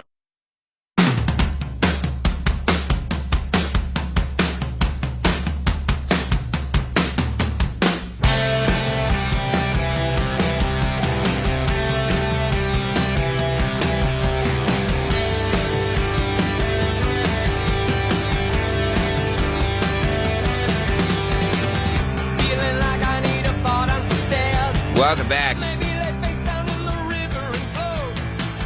Sam Roberts Show. The good news is that NASA found life on Mars, is that right? Yeah. Little men? Little green men. Oh, that's great. They finally got a telescope good enough, and the little green men are like, hey, we're here. Yeah, we've been here for a while. Where have you guys been? We're colonizing Mars, right? I saw that shirt. Yeah. We're doing that? I'll go up I there. think Troy has that shirt. You got that shirt? Occupy. Occupy Mars? Yeah. Like Wall Street. That's right. That's right. That did good. Well, good. So when they said, so NASA did say that they found life on Mars. Is that what they said? I think it's like little, like molecular. I think they said they found signs of ancient life. Pyramids. Yes. Obelisks. What are they? Obelisks. What's an obelisk? Obelisks? Smart me up here. What's an obelisk? It looks like a penis coming out of the ground. Is that what where can we find obelisks? I got those at my house. That's right. That's right. George Clooney had that in his garage. Here's what I've been working on. That's Burn After Reading. That's a great film. Very underrated. Snuck in there. A Coen Brothers classic that was snuck in like between two that nobody really noticed, but it really holds up. Yeah. Where are obelisks? Where did that come from? I've never heard of an obelisk. Oh, you going over there? I was going to pull up that video. Oh, you can pull up an obelisk? Yeah. Okay. Yeah, I wanna find out I'll turn you on over here. more about him. He doesn't need you to turn him on. He's thinking about obelisks. Well, he's good to go. So it's like a phallic-shaped pyramid? Yeah. That's awesome. And who did that? The Mayans? No, didn't the aliens make the pyramids? No, I'm talking about the obelisks. Oh. I would assume aliens. I believe aliens did pyramids, if I'm not mistaken. Was it aliens or a civilization that was advanced and then the Earth got wiped away and then a new civilization started? Do we know?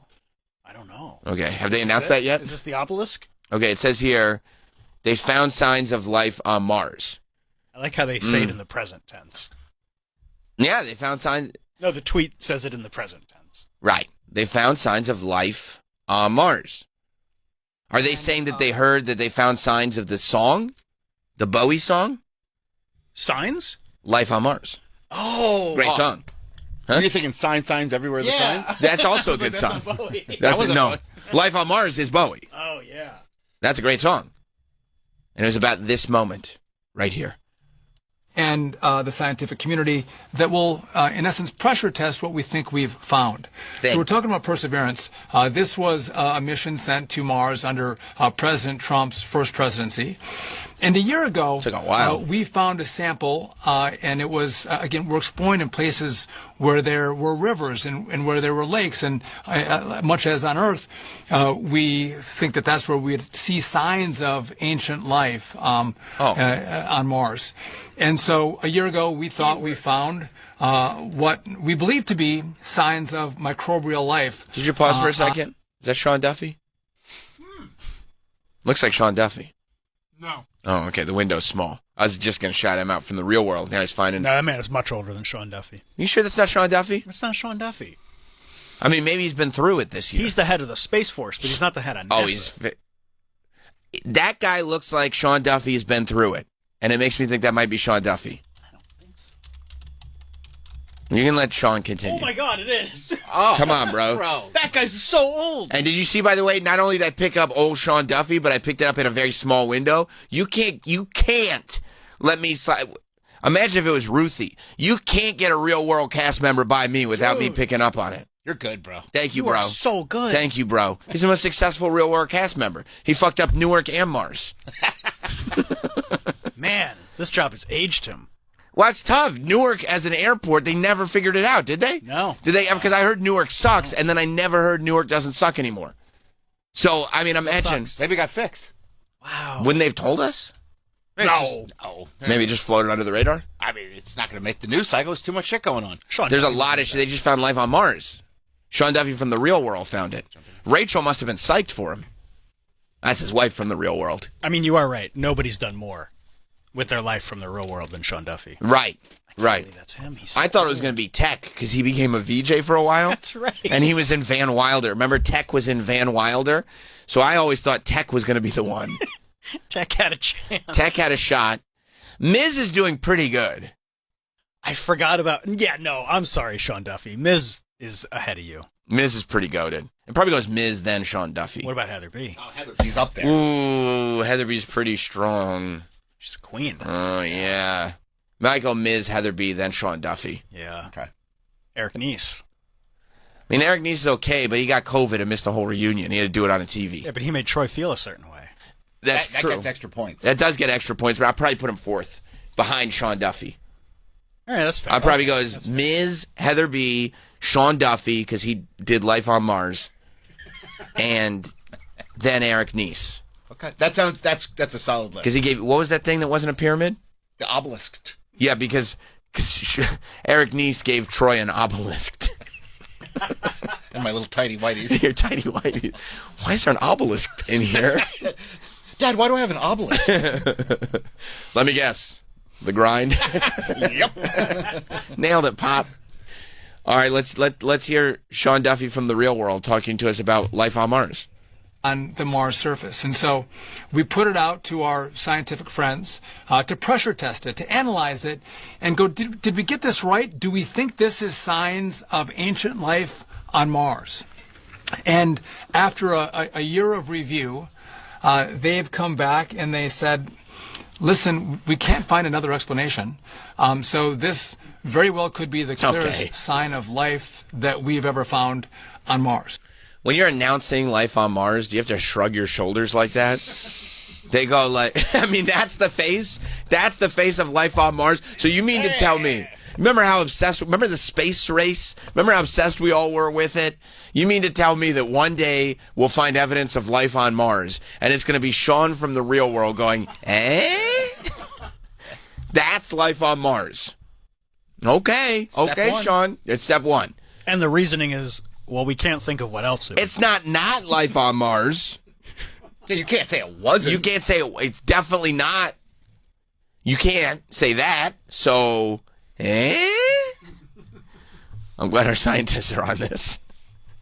That's why I can't figure out what's going on in Newark, because he accepts these answers. And he goes to Newark, and he goes, why can't we land the planes? We can't not land the planes. All right. I'll take that. I'll accept that. Yeah, so we might have found signs of life on Mars eons ago. Yeah. And it could have been microbial. Right. It's still life. Centuries ago. Right. I mean, it's something. It's the beginning, right? Yeah, they got to start somewhere. They got to start somewhere. And then we get the little green men. They're coming. That's on the way. Yeah. Well, I guess that's exciting. I think the idea is that if there was once life on Mars, then maybe we could live on Mars, right? That if there was life on Mars, that Mars then becomes livable. Yeah, I think that's the hope. So then we actually can. But didn't they say, what did they say? It's real hot. But so is Florida. And people love Florida. I love Florida. You know, so it's can't get hot enough. Think about it. Like, you know, yeah, Mars is hot, but if you built a bunch of houses that had those like sunrooms with the indoor pools, doesn't sound so bad. What about a theme park?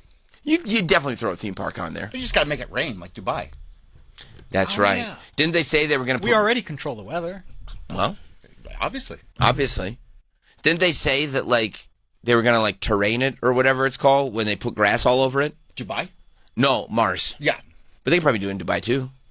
I mean, if we're doing it, we're doing it. Yeah. You know, grass is beautiful. Yeah, I think that's the plan. It's like when we blow each other up here on Earth for fighting over dumb shit. Right. Then the elites can get out and have their utopia there. The dumbest and wealthiest will be able to live up there. Correct. I got you. I think that's the plan. Okay. What about us? We're fucked. Right. Oh, shit. Are they going to? But we're going down with the ship. All right. So then, you know that best of montage of the compliments that I got this morning that you sent to McClure? Yeah. Troy, can you make sure that you send that to the elites too? Yeah. That way, hopefully, it's like, oh, we should have a show. If they're like, we need an excellent broadcaster. Right, we need to have a show. We'll at least put your name in the hat. I'd like to at least be considered for a show. Who do we send it to, Sean?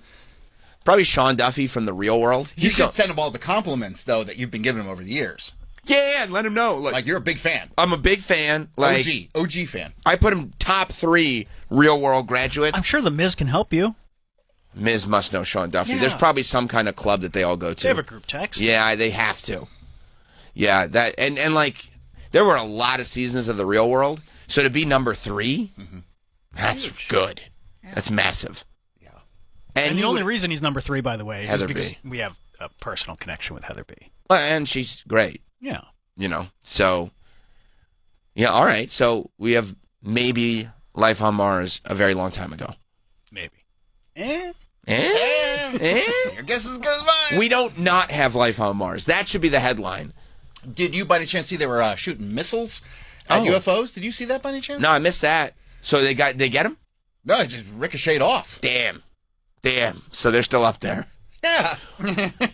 So these little green men are tricky. Well, yeah. Well, we didn't realize they had missile-proof ships. They'll get you. Oh, man. I was worried that was missile-proof. Well, I guess she was born at night, but not last night. Okay, saw our missiles coming. They were shooting missiles at UFOs? Yeah. This video just came out this week. Wow. Where were they doing that? Where did this? I guess the sky. It was in the sky. Yeah, so that's the answer to that question. Okay. There's the missile. Off the coast of Yemen. Never before seen video released Tuesday by a member of Congress appears to show a U.S. military Hellfire missile bouncing off a bright, shiny object that was being tracked off the coast of Yemen in 2024. 2024. Yeah, that was last year. All right, so. That's wild, though, right? Yeah, that the UFOs have missile-proof ships. Do we have missile-proof ships? It'd be great to grab one of those and kind of back-engineer that, because... Bob Lazar tried to do that. He couldn't figure it out. He couldn't? No. He saw the alien through a window, right? I think so. Yeah. He said that. Little green men. Well, he saw it through the door. He didn't go in, but he saw it, there's the window on the door. He thinks that's what he saw. Yeah. It's weird that they would have windows on the doors to the alien rooms. Like, you'd think they'd just go solid door on that. Well, just in case you don't want to just open the door quick and whack somebody. Yeah. I guess that's a good point. Yeah, like on my front door of my house, I don't want people looking in, so I just go full door. No window. Well, you got a camera. I got that ring cam. That's a good point. And they didn't have ring cams back then. No. They were back engineering UFOs, but they didn't have ring cams. Well, they couldn't figure out the UFOs. Right. So, so forget about a ring cam. Ring cam. You're asking a lot. Yeah. Yeah. You're telling me you got a cell phone app, but you can't back engineer this UFO? I don't think so. They didn't have Wi-Fi then. What No. are you going to hook up to? They're all plugged in. Yeah. They're still like, Mom, don't pick up the phone. I'm online trying to back engineer this UFO. No, Isn't it weird when people have full glass front doors that they keep open? Full glass front doors. Like, meaning that's the whole front door? Like, they've got, the first door is a full glass front door, and then they've got the front door. Right. But they keep the front door open, and the glass door is just, you can see everything that's going on in the house. Well, sometimes you do it on a nice day.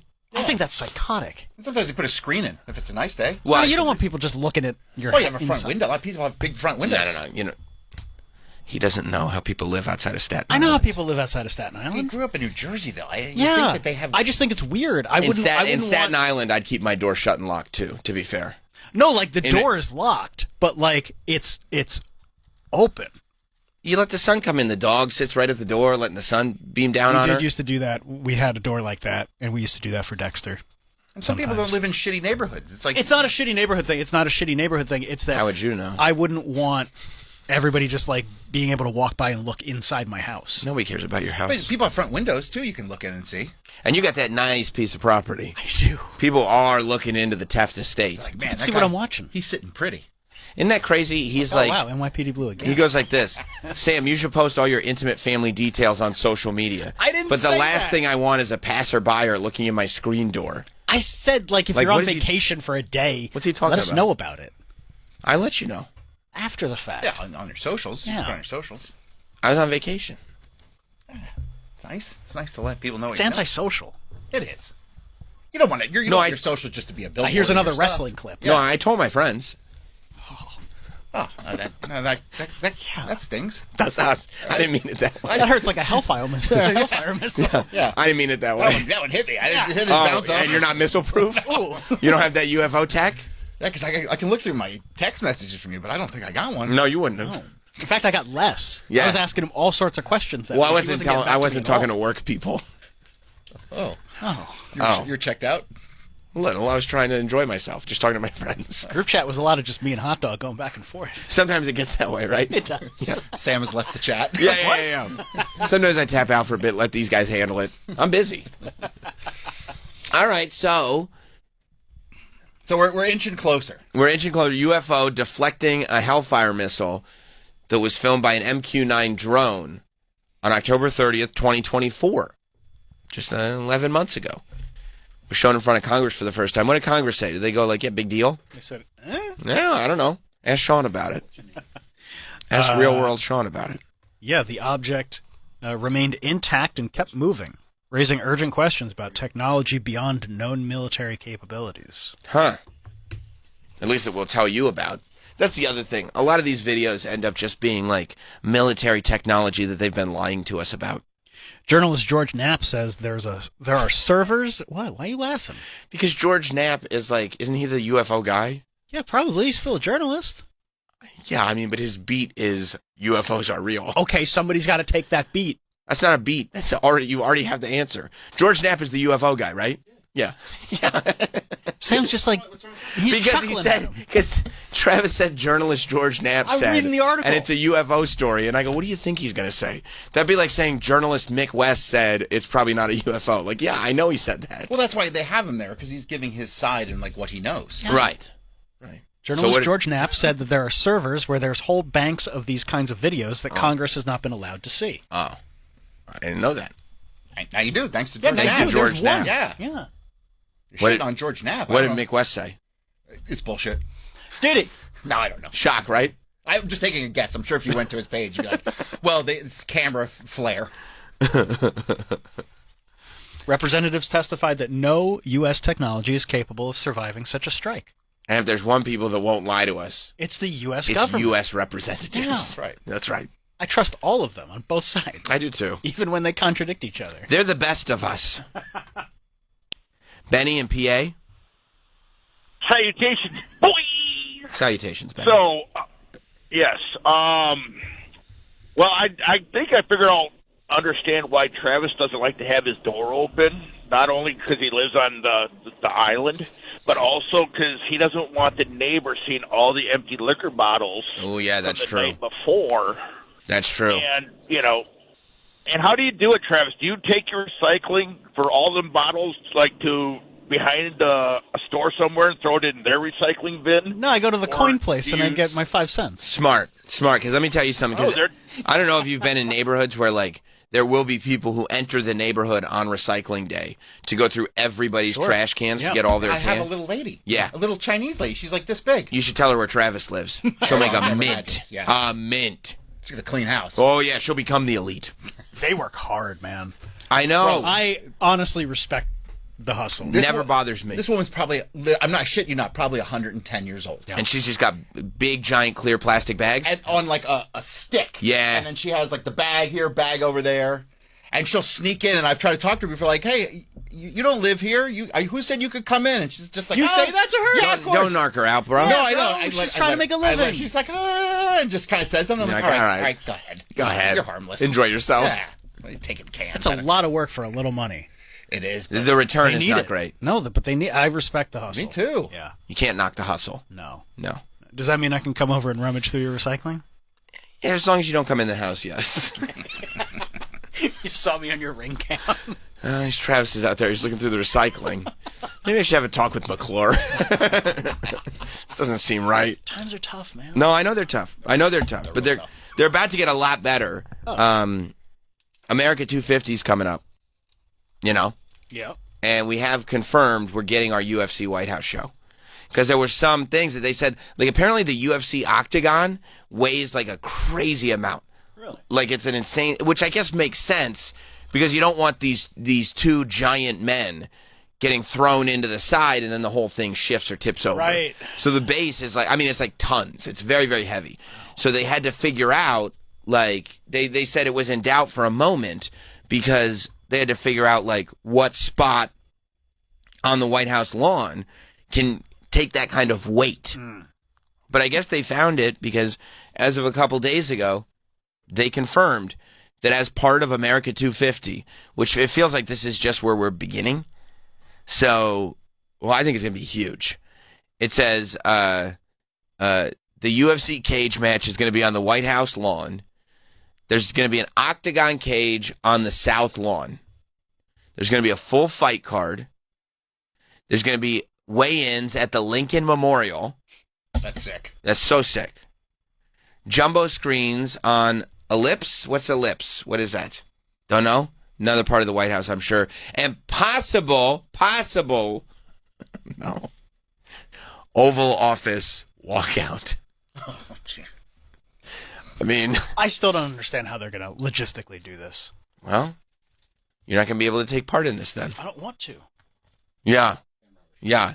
No, I don't know either because they said... the Ellipse is the huge circular lawn near the White House that the public has access to. Oh, so maybe there'll be like runoff seating there. That's where they're probably going to seat most people, and then like the front, the top people, the front row, the Theo Vaughns of the world. The Jim Nortons of the world. What's it going to be like when Theo Vaughn is sitting by himself for the undercard on the White House lawn? I love that photo. He's a real one. Yeah, well, he said some of the best fights he's ever seen have been on the prelims. So he goes for all the fights. Yeah, I'm that makes more sense. Look, I feel two ways about this. Number one, yes, it's absurd. But number two, I do feel like America 250 should be a total absurdist celebration of everything that is us. And if you think this isn't us, you're in denial. Plus, things look cool. That's what it should be. Like, America 250 should just be like, look at how ridiculous and cool we are. UFC at the White House. Just that whole, image. Mm-hmm. I remember WrestleMania at Caesar's Palace outside. It's great. WrestleMania 9. It's iconic. Iconic. Like you think about oh wow, they're doing a WrestleMania outside. Yeah. It's all dressed up like Caesar's Palace. Now it's in the White House lawn. It kind of feels like the same thing to me. Yeah. It's a spectacle. Except imagine if Yokozuna came out from the Oval Office. That would have been even do better. That this year? Unfortunately not. Yoko's no longer with us. What about Mr. Fuji? Mr. Fuji's also no longer with us. Shit. Brett's still around. Bret Hart could do it. He was on Simpsons. He was definitely on Simpsons. He will remind you of that, too. Although he's Canadian, so he might not be invited to America 250. Oh, yeah. Unless they're the 51st state by then. Don't know for sure. That's not until July 4th. I don't know if this card is happening July 4th proper or around July 4th. No, I think, didn't they announce when it was? I think June? Yeah, I think it's maybe the Saturday. Because I think July 4th is a Saturday this year, which is going to be lit. If July 4th. For us. Why? Because we won't be on the air? No, we won't get a day off. No, but I mean, we're going to need some recovery. Everyone will get the Friday off. Yeah, and we take Fridays off. We'll take the Thursday off. Nice. I mean, technically, we didn't get any time off for July 4th this year either. Yeah, that's because... I'm that type of guy. I'm lit. So, you remember that? Yeah, no. How did you feel about it? I don't remember putting my days this next year. Yeah, no, I think the AI overview says July 4th, but I think it was like June 29th or something like that. I think I did read that too. I think it might be the week before for whatever reason. But, yeah, I want to know what other events are happening for America 250. Concert? Who should play? Kid Rock? I think that actually is happening. Who should do? I think either Tim Dillon or Nate Bargatze should do stand-up. Nate wouldn't do it. Nate wouldn't do America 250? Why not? He's apolitical. Yeah, but it's America 250. America 250 is apolitical. At the White House? It's America. It needs to be Tim Dillon all the way. Yeah, Tim Dillon. Tim Dillon and Theo. Yes. That's a lineup, bro. That would be a pretty good lineup. That would be pretty good. I'd go see that. Hell yeah. Yeah. We should probably do the show in Washington, D.C. for America 250. You think they got the budget for it? No. That's a couple train tickets. We probably have to get some tax dollars on that. We do have a studio there, I think, still. No. I want to do it from the White House lawn. Oh, okay. I wonder if we could just do it from Zoom. Like set up a laptop. Could we do the show that way? Maybe we set up a laptop on the White House lawn. That'd be sick. And then Zoom back into here. Mike, unfortunately, you have to stay. Run the board. I'm the most American one here. I know, but what can I tell you? It is what it is. McClure's idea. Can we have AJ run the board? No, he has no idea how to do it. It's got to be you. Sorry, bud. What about Susumu? Susumu can't handle that kind of pressure. I'll load up Foo Fighters for him. He'll like that. Susumu's my board up on the wrestling channel, but he took the show completely off the rails yesterday. Did he? Oh, no. Yeah. Why? What happened? Because there's like this I'm just trying to talk about my wrestling. And there's this, on NXT, which is one of the WWE programs, the show ended with the 3 top girls in NXT. And the one girl said, I'm the greatest champion that has ever been. And then the 3 top girls from Raw and SmackDown showed up. Rhea Ripley, Stephanie Vaquer, and Tiffany Stratton. Those are the 3 top girls from the main roster. NXT is the developmental show. And they said, oh, yeah? And so it ended saying there's going to be a showdown between these 3 top ladies and those 3 ladies. Now, the 3 top ladies that showed up are 3 of the biggest ladies in wrestling right now. So it's a very lopsided competition, right? It's like those 3 are clearly going to kill these 3 women in NXT. So as I'm talking about it, I see Susumu jump up. And I'm like looking. It's not that big of a room. And he's looking at AJ, who's my producer on that show. And he goes, now. And AJ's like, okay. And I see it all happening. Like, I don't know. Susumu doesn't realize that I'm observing what's going on in front of me. I'm trying to do a show, but also I'm not one of these weirdo hosts that are so ego driven that I'm in my own bubble and nothing else going on around. You know what I mean? Do you know what they're doing? No. Okay. No clue. Okay, continue. I didn't even tell them I was going to talk about it. I don't tell them. I just start talking. So he's right here. AJ's where Mike is. AJ's where Mike is. He's going, go now. Go. And AJ starts going on the computer to pull it. And then I look at the monitor in front of me that's connected to the computer that AJ is on. And there's a meme that is apparently very hot right now of a hydrogen bomb versus a coughing baby. Okay. Have you seen this meme? No. It's very hot, right? They tell me. I found out about it yesterday. Hansel? What? So hot. Yeah, Hansel. It's hydrogen bomb. Yeah, that's it. Coughing baby versus hydrogen bomb. Okay. And so, that's the exact thing that's on the screen, right? Uh-huh. And I don't know why it's there. That's it? And then Susumu sits down with his arms crossed. Oh, yeah. He's proud. But I'm not familiar with the meme. I'm kind of a boomer, so I don't know about the meme. You just learned about 6'7". I just learned about 6'7". I don't know hydrogen bomb versus coughing baby. Mike, did you know about hydrogen bomb versus coughing baby? This is the first time hearing. Troy? No. Okay. All right. Thank God. Thank God for me.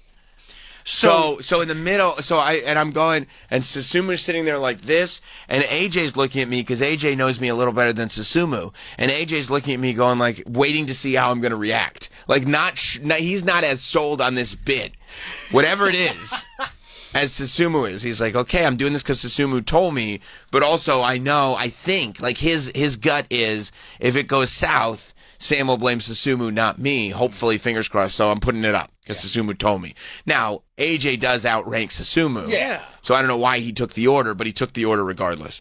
And so I swear, and you can listen back to it, mid-conversation, I go, yeah, so we saw them at the end of NXT, and Susumu, why did you put a picture of a hydrogen bomb versus a coughing baby on the screen?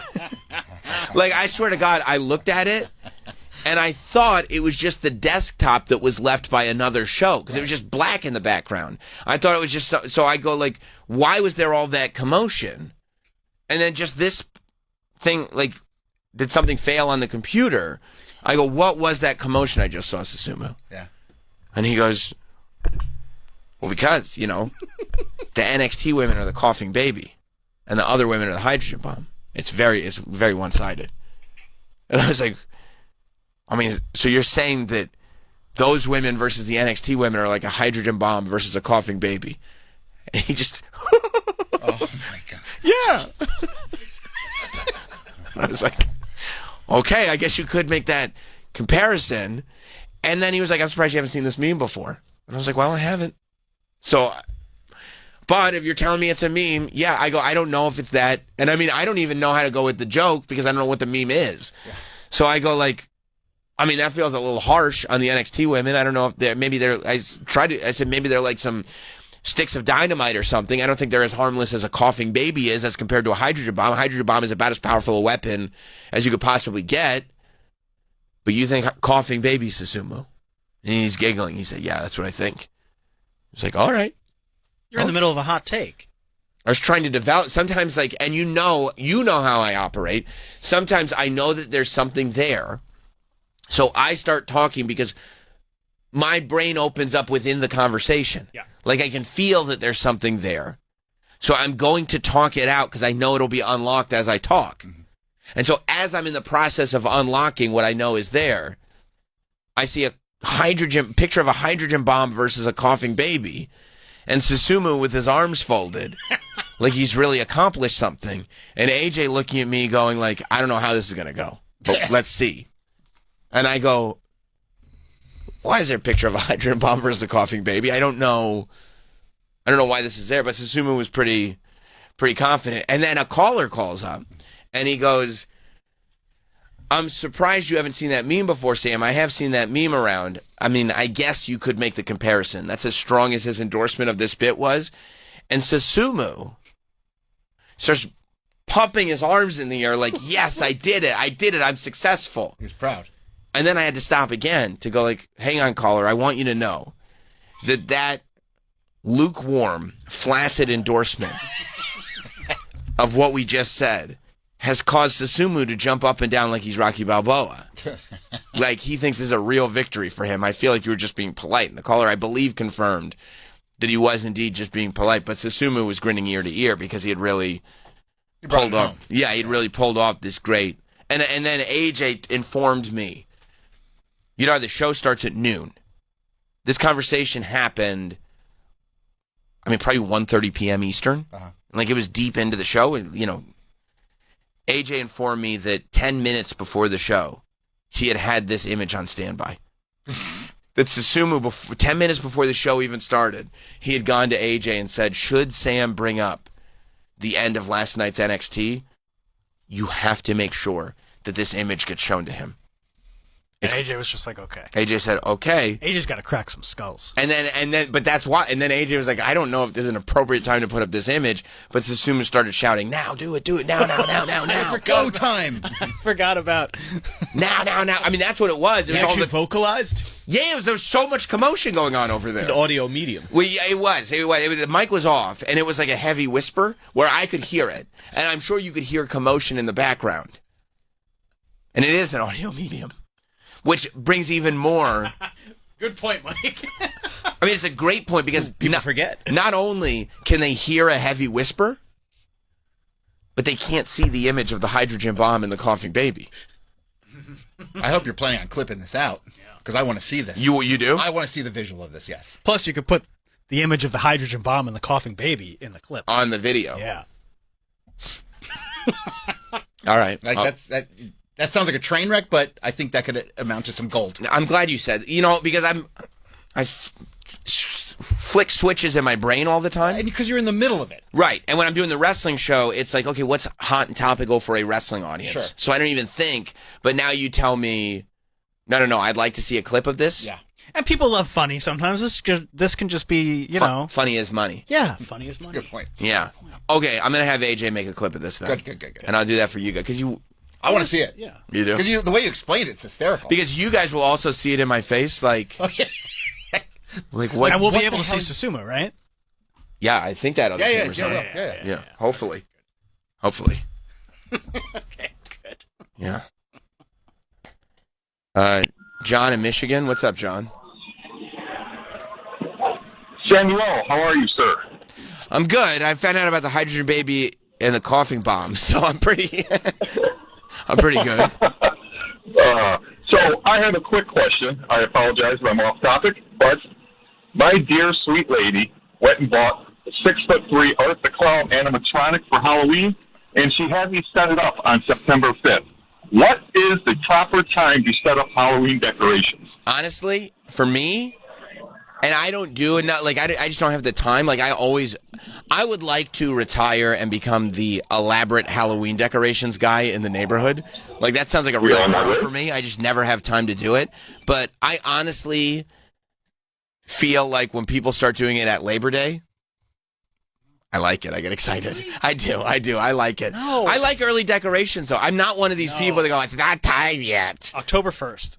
No, because then you only get a month of it. That's all you need. No, Then it's not special. Honestly, I like people who do Christmas decorations the day after Halloween. Oh, I mean, good. You should talk to my family. Do you know about the Burrs? I can't talk to all of them. I don't know. Go ahead, Troy. I mean, my current family. Oh, sorry. My bad. So Clarice is down in Florida working at a Filipino restaurant called Kaya in Orlando. I got to have a bite there. I heard it's very good. Excellent. And she comes in the other day, and they're putting up the Christmas tree. No. Yes. That's insane. And she's like, what are you doing? In September. And Chef Lowe, the head chef there, is like, it's the beginning of the Burrs. Oh, I think I was just hearing about... Bill? No, I didn't know it was called Burrs, but I was just listening... And this is like a major Filipino thing. They start celebrating Christmas. Yes, I was listening to something about Filipino Christmas on the radio. That's right. That's funny. That's really funny. That's 100% legit. The Filipinos are all talking about Christmas right now. They love the Burrs. Oh, I got to hit up. And Clarice was like, "What are you talking about?" She's like, "It's the Burrs." Like, what do you mean you don't like? And they were mad at her. They're like, "How do you not know about the Burrs?" The Burrs is the beginning of Christmas. The September, October, November, December. So that's the Burrs. The Burrs. So it's the same. It's not like like in the Philippines they have a different Christmas. It's the same day. It's just you celebrate it through the Burrs. Yes, there you go. That's so sick. They are serious about their Christmas. I love that. Yeah. I wish we were. I hate that. Why? Because I feel like it loses its specialness. That's really the only reason. The more the better. I feel like if you put up the tree like super early, I really love the Christmas season. I love it. But I like to look forward to it and then like really enjoy it, not have it sit around for 2 months. I think the only thing you do wrong is leaving I get mad at leaving decorations up too long. Like Christmas done by New Year's. Yes. Honestly, Halloween, the day after Halloween, you have to take it all down. November 1st. November 1st done. Yeah, I would agree with that. Like swap it out. Put the Christmas decorations up right now. Or at least put the turkey up. If you want to do a Thanksgiving decoration, do a Thanksgiving decoration. But you can leave out all the fall decorations. Right. Yeah, November 1st, not one. Are you okay? cobweb. Are you okay with or Travis? November 1st, the tree goes. No. Okay. No. So you're a Thanksgiving guy. If I had it my way, it would be Thanksgiving. Yes. Wow. But I've relented in the last couple of years. My daughter wants to put the tree up earlier. They were literally talking about it like 2 days ago because my wife realized that Thanksgiving is like super late this year. So she's like, "Oh, we're only going to have a couple weeks with the tree." So how late is Thanksgiving? I think it's like the last Thursday in November this year. What a fucking turd burger. You're getting ripped here. I know. Let's get it early. So like I already know we're going to have to put the tree up in like mid-November. That's sick. And like it's not like I hate it. Like I love it and I want to continue to love it. It's like getting too much of something that you love. You know? Yeah. No. Yeah, I'm fine with early. Late, I don't like. Early, love. November 27th? Yeah. But you feel like September 1st you would put up Halloween decorations? It's not even Halloween time yet. I would probably not. However, when I drive past a house in the neighborhood that already is putting up Halloween decorations, it makes me happy. But I also love Halloween. I love Halloween too, but I associate Halloween with Halloween October, 2 is good, but I think it's not quite as good as people think. What about Halloween 3? That really threw people. Love Season of the Witch. All right, let's take a break. Nathan McIntosh is coming in. Sit tight. He'll be in here with us in just a moment. We'll be right back with Sam Roberts Show. The Bonfire with Big J. Okerson and Robert Kelly. Christine did the right girlfriend thing for years. Like, I'll watch Sixers games. I like basketball. One day it was a fight, but that's where the truth bomb smashed, and she was like, I don't give a shit about the Sixers or Eagles or any of that stuff at all. And then all I saw was, when I was broke, the money I've paid for us to go to games and stuff, and I'm like, why? The Bonfire, weeknights at 5 p.m. Eastern on Faction Talk, or anytime on the SiriusXM app. This is Stephen A. Smith, and I've got something to say. Safety in the streets, the economy, immigration. Without those things handled to some degree, our country will continue to erode and deteriorate. I do not like operating on the fringes. The extremes give a false indication that you can get everything that you want. That is not how things go in the United States of America. Straight Shooter with Stephen A. Premiering live next Wednesday, September 17th, 6 p.m. East on POTUS, Channel 124, and on the SiriusXM app. The biggest game of the season, right here, right now. Start Saturday strong. It's Big Noon Saturday on Fox. And here we go. It all starts at 10 Eastern with Big Noon Kickoff, live with an epic pregame. The crowd, the atmosphere, this is what makes it special. Then it's America's #1 game. What a hit! The best pregame, the best announcers, the biggest games. Down the sideline, touchdown! It's Big Noon Saturday, noon Eastern on Fox.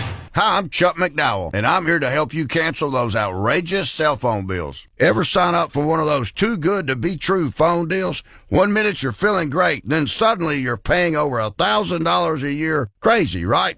You know who else thinks that's crazy? Red Pocket Mobile. That's why Red Pocket plans start at just $10 a month for unlimited talk, text, and data with no contracts and no price increases ever. Plus, Red Pocket gives you access to all 3 5G networks. You pick the one that works best where you live or work, or switch anytime for better coverage. Imagine never being stuck with one network again. And with Red Pocket, you keep your phone and your number. Why in the world would you not switch? Red Pocket Mobile, your new ultimate cell carrier. Switch now and get one locked-in low price, 3 5G networks, and live customer care in less than 2 minutes. Go to redpocket.com. That's redpocket.com, redpocket.com.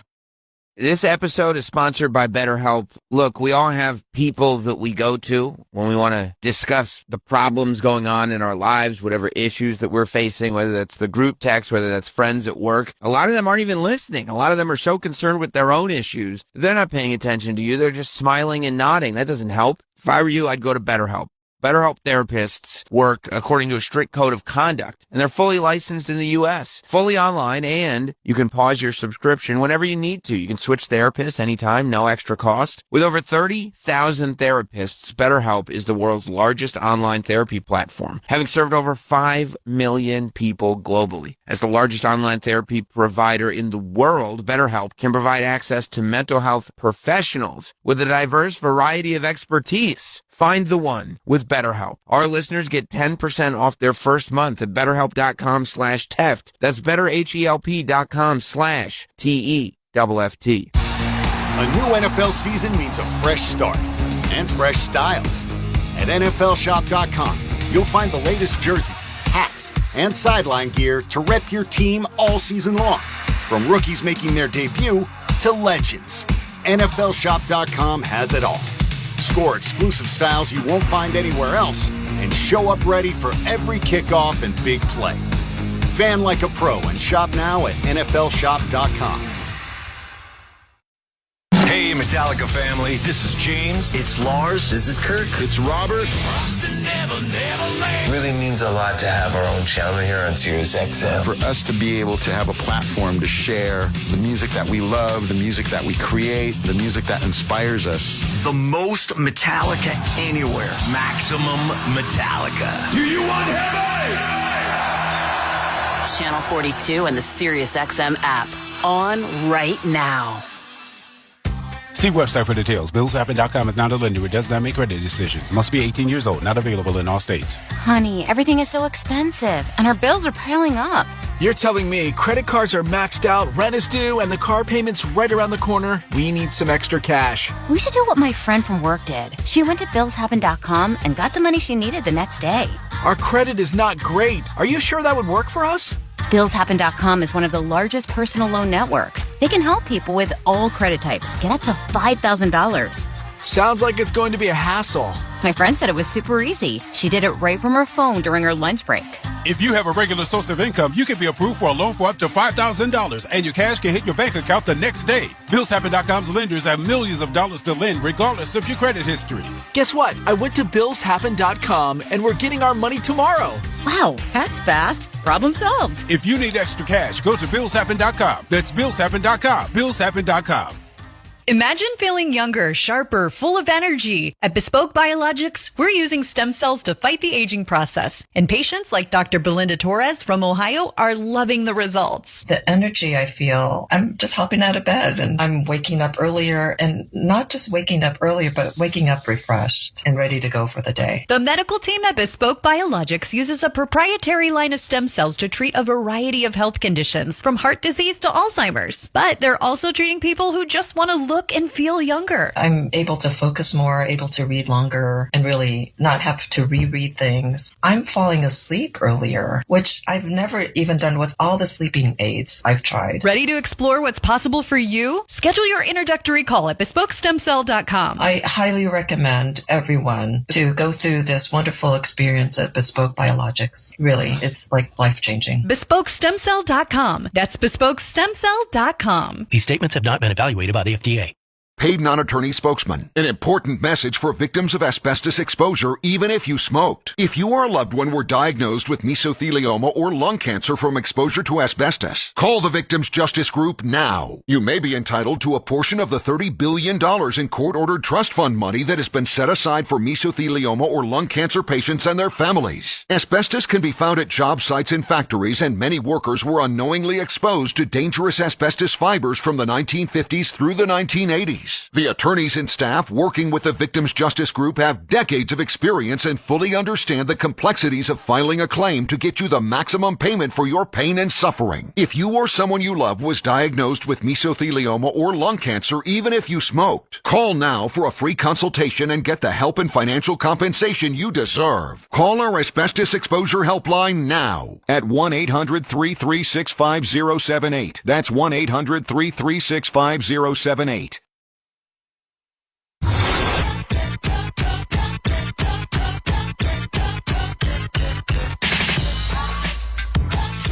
We're back. The Sam Roberts Show.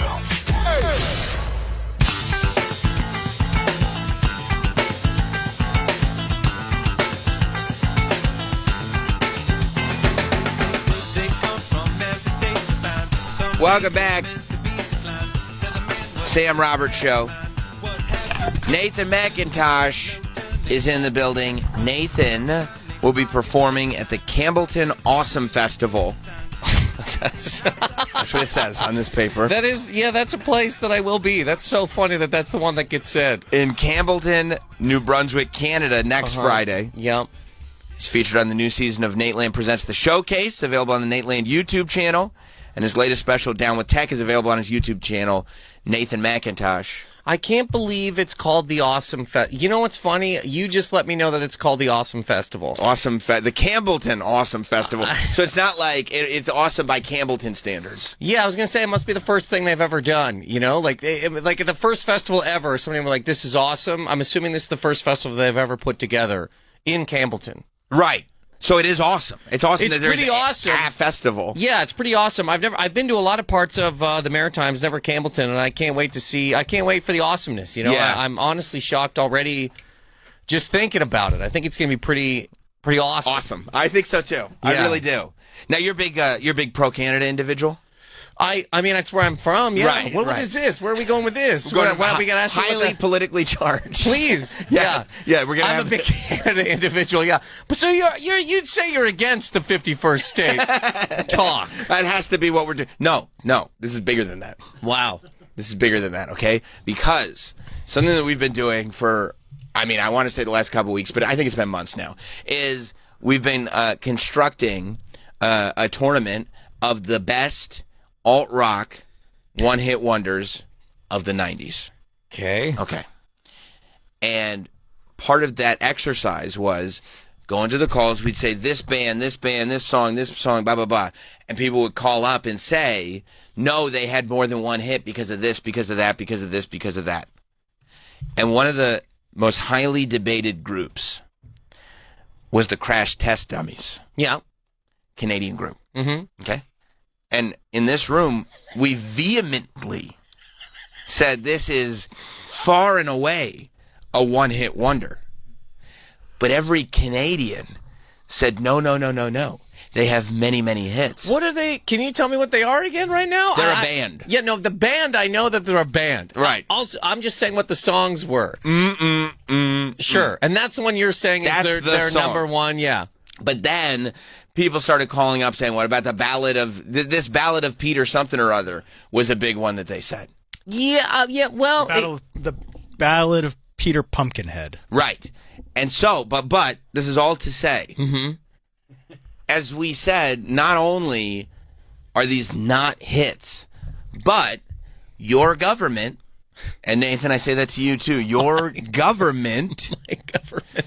Mark Harding personally, yeah, what do you do? I don't know if this is some kind of greater psyop. I don't know if this is something done to create an unfounded sense of cultural identity or loyalty. Mm-hmm.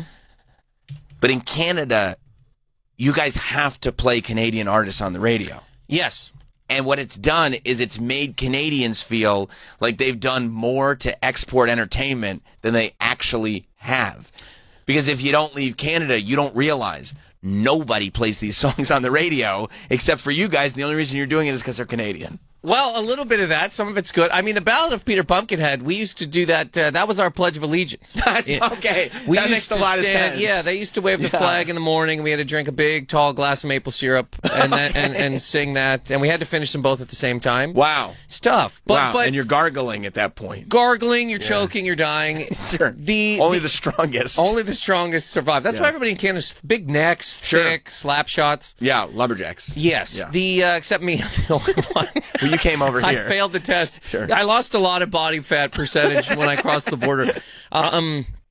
But yes, we have to play Canadian stuff because this place, okay, your government, all right, I'm not trying to be crazy, but your government has to tell everyone about everything that's happening within it. Right. So we have to know, the whole world, people in South Korea have to know about some guy who was on The Sopranos who has an album. Has to be told. You talking about Uncle June? Does he have an album? He does. There you go. He does have an album. Yes. Yeah. Uncle June has an album. Perfect. Well, but I would argue that, and this is also something we clearly discovered, America is the greatest exporter of entertainment in the entire world, and not by a little, by a lot. And not only are we the greatest exporter of entertainment, entertainment is also our greatest and possibly only export. I would say yes. Well, I wouldn't say yes. I would say entertainment is one. Right. Fast food's another. Ooh. The country and I'm not saying this is bad. Go ahead. But there were people in Tibet, right, having a calm day with an eggplant. And then America said, no. Turn the music up to 100. Burn your eyes directly out of your face watching some woman shake her ass or do something while eating fast food. Right. It cannot be worse. The bread is sugar. The meat is nothing. The cheese is a grocery bag that we melted onto the burger that is nothing. Right. Take it. Eat it. Right. Jam it into your face. But you know what happened? Everybody took all that stuff and were like, oh my God, you guys are right. This is great. They also ended up in the hospital and their knees don't work. But they do think But it's great. delicious. It is pretty great. And that's what I mean. We're short-term people. Yes. You know what I mean? This whole place, though, is entertainment in terms all of it. Yeah. Okay. By the way, 35% of music on the radio must be Canadian. Good. That's a crime, and it's shrouding. Good. It's shrouding all of you guys. No, it isn't. And it's making you think that you're better than you are. Kim Mitchell is a hero. You think so? Kim Mitchell might as well go for a soda. Should be played every hour on the hour, coast to coast. Does anybody here know anything about Kim Mitchell? Might as well be a First soda. of all, I like all of our names. For the Ballad of Peter Pumpkinhead and the song I just said is a very real one. Might as well go for a soda. Might as well go for a soda. Real song. You just don't have a lot going on. It's about instead of going to war, right? Get a pop.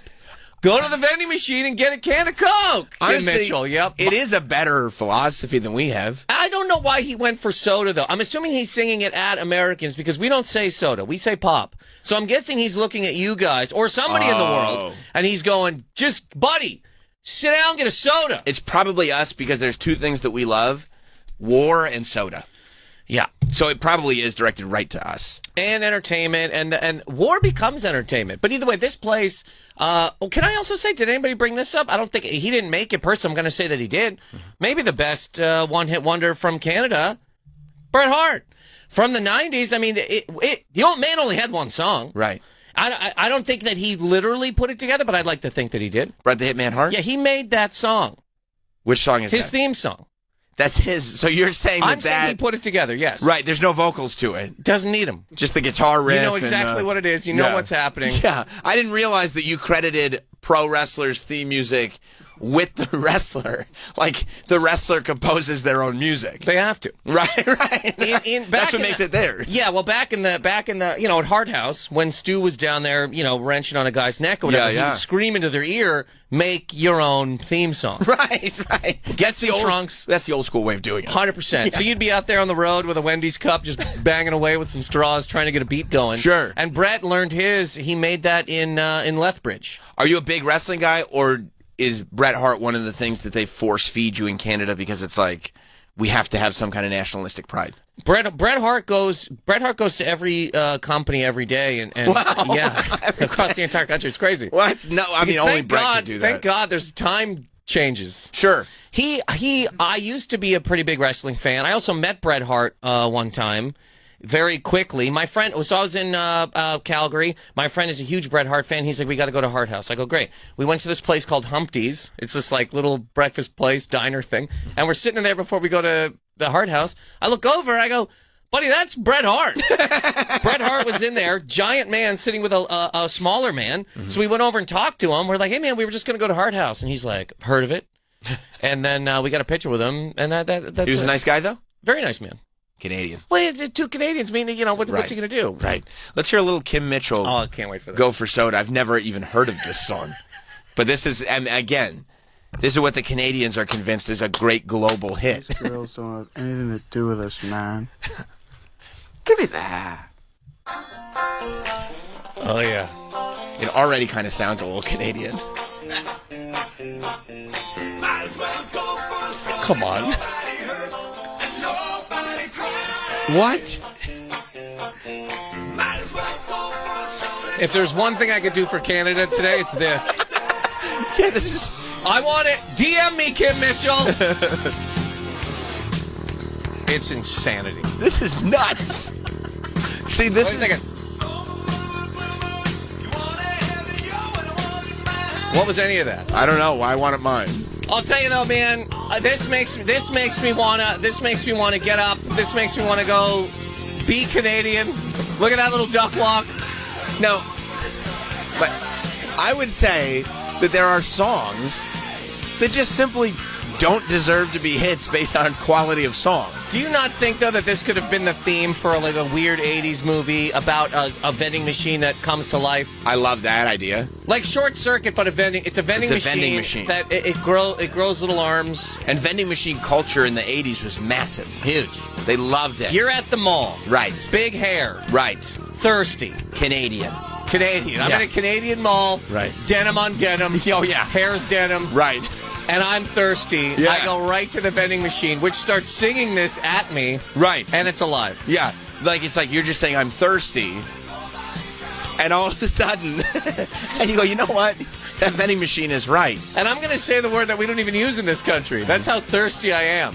Right, because it's pop. It's pop. Right. But maybe Soda has a last name. But maybe the big reveal is that the vending machine is actually an American vending machine. Damn, yes. Brought to Canada. We wrote it. Right. And it's in Canada trying to figure out how Canada works. Yeah. To take the information back to America and spit on it. That's right. That's right.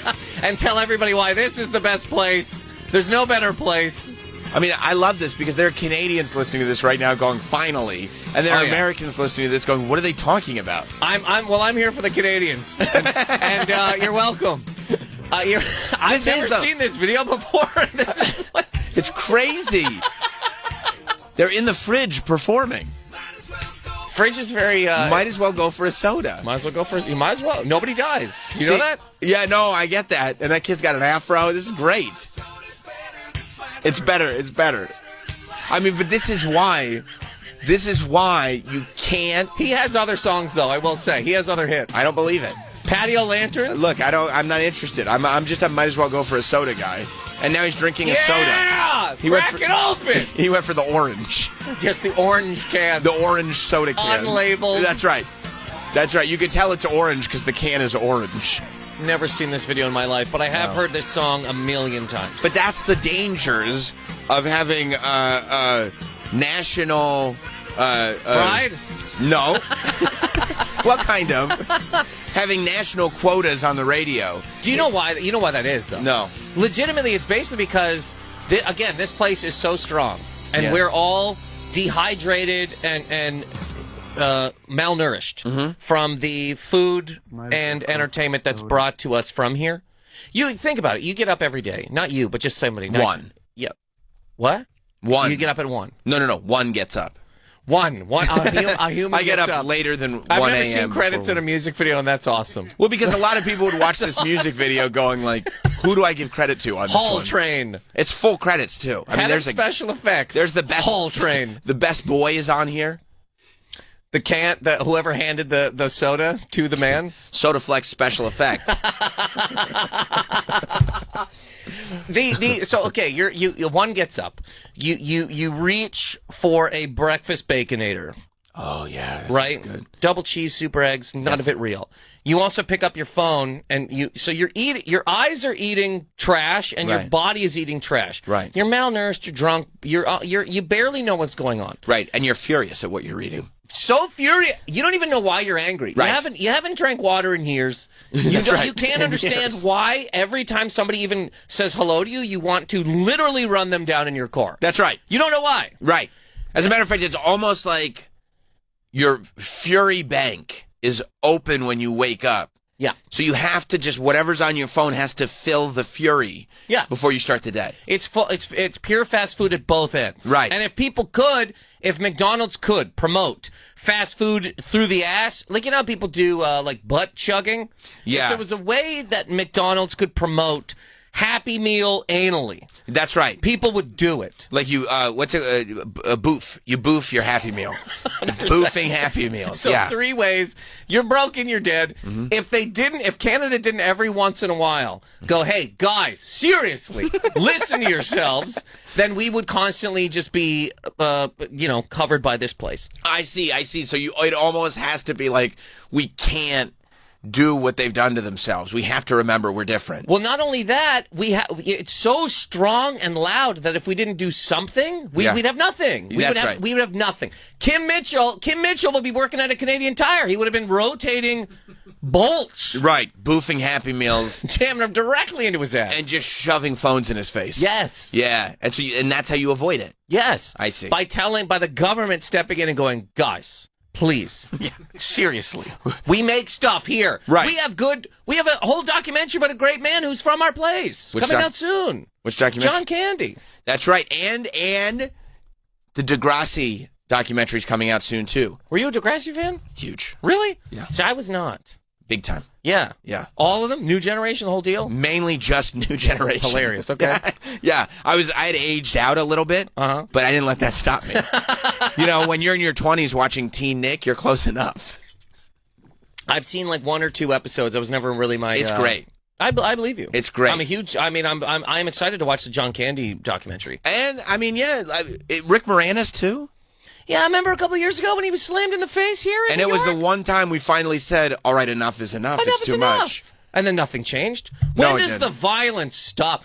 Little Rick Moranis walking down the street, his little Ghostbusters head gets rocked in the... by the way, you didn't see probably because you're here. I'm here. Canadian Twitter that day. Buddy, people were livid.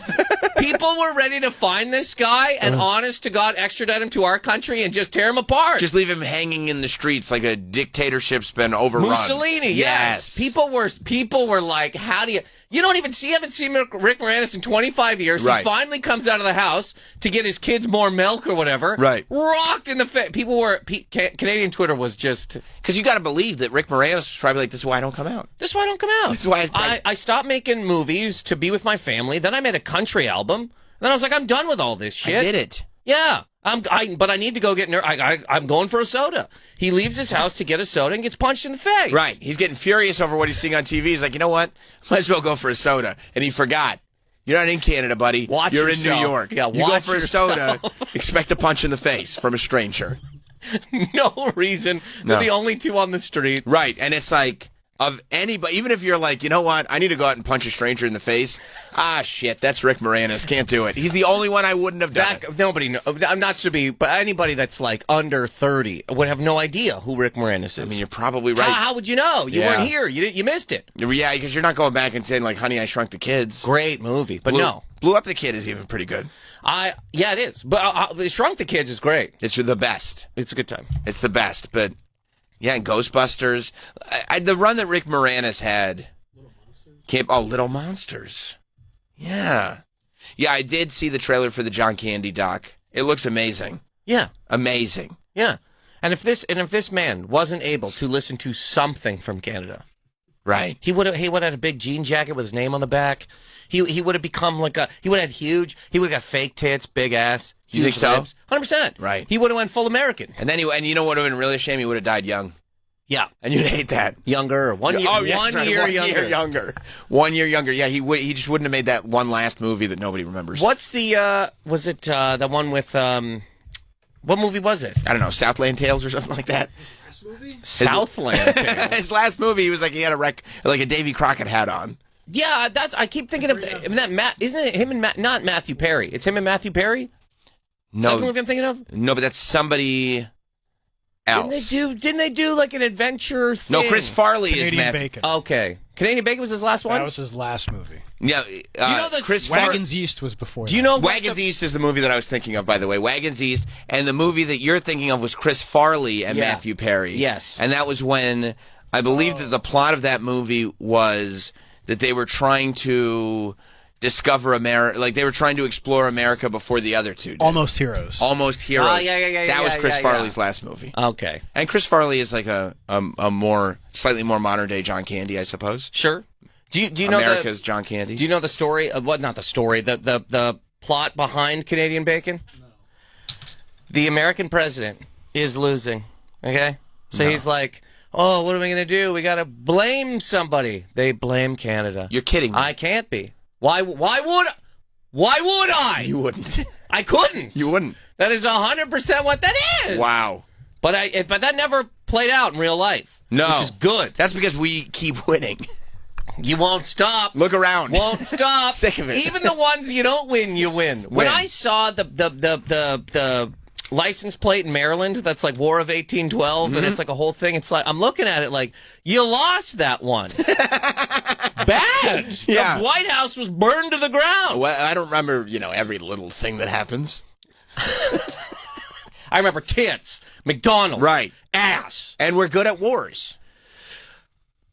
You've lost a few. Yeah, some didn't need to happen. But look, a lot, yeah. But it's been tough. It's been tough. It's been tough. It's been a tough. It's been a tough run. It's been a tough run. We're about to hit 250. We've had some good. We've had a lot of bad. But it's a great experiment, is what they call it. It is a pretty good experiment. Well, by the way, what was the song? What's the song that you said was the best one-hit wonder from Canada? You think? No. It was the one-hit wonder it's a general one-hit wonder. Okay, just from so the 90s. Canadians are okay. I gotcha. But you can't just say I'm a one-hit wonder because I was on radio in Canada, because anybody can get on the radio in Canada if you're Canadian. Not true, man. I think that is true. I just heard a song about soda that would prove my point. Did you see the video? I did see the fridge. video. Now, how many people are dancing in a fridge in 85? You got to remember that. This is 85. You know how hard this was to do? 4 people died making this thing. I mean, look at all the credits. I know exactly how hard it was to do. Hundreds of people worked on this music video. Hundreds of people they shrunk down Kim Mitchell, made him a little invisible, and put him on a fridge rack. That's right. Honest to God, 400 people for hours and hours, days, weeks, months. There's still people working on this. You'd look at this as a young Canadian boy going, I can't believe technology has gotten to where it's gotten. Yeah, you watch this and then you play Mario and you go, I live in I'm in the future. I'm a Jetson. We're done. We've done gotten as far as we're going to get. The farthest we ever should have got was putting Kim Mitchell in a fridge beside milk. We probably did it. That probably was the peak. I think 2003 was the peak, personally. Why? We didn't need the smartphone. We were cool without really an iPod. The little mini disc player was great. Nelly was on the radio. All tech stuff was just where we didn't have social media. I think it was just like we didn't need to go farther than that. Okay, so we had iPods in 03. Is that when they came out? The phone came out in 05, right? Yeah, we definitely didn't have an iPhone, but we had iPods. Okay, cool. All right, great. Give me the iPod. And I think, I would agree with that iPods are okay. It was connected to zero. Yes, give me the iPod. Right, you'd firewire it into your computer. Perfect. They had just started to get really popular. Right, that was the third generation click wheel. 03, 04 is white earbuds era, when everybody had the corded white earbuds everywhere. But I think that's fine. Yeah. I think if we stopped right there. And you had your collection on your iPod. You had internet, but it wasn't good enough that you could inundate yourself with it. There was I mean, I was going to internet cafes at the time, which was a fiesta. Right. I remember looking at people being like, "Why do you need to check your email every time you leave? Like, what are you, Richard Branson? Right. Like, what is the point?" But now I do it, and I'm not Richard Branson. You're not. No. Why did we book him? I thought he was Richard Branson. I apologize. I'm Canada's Richard Branson. Okay, that's the conversation. Yes. You said book Richard Branson.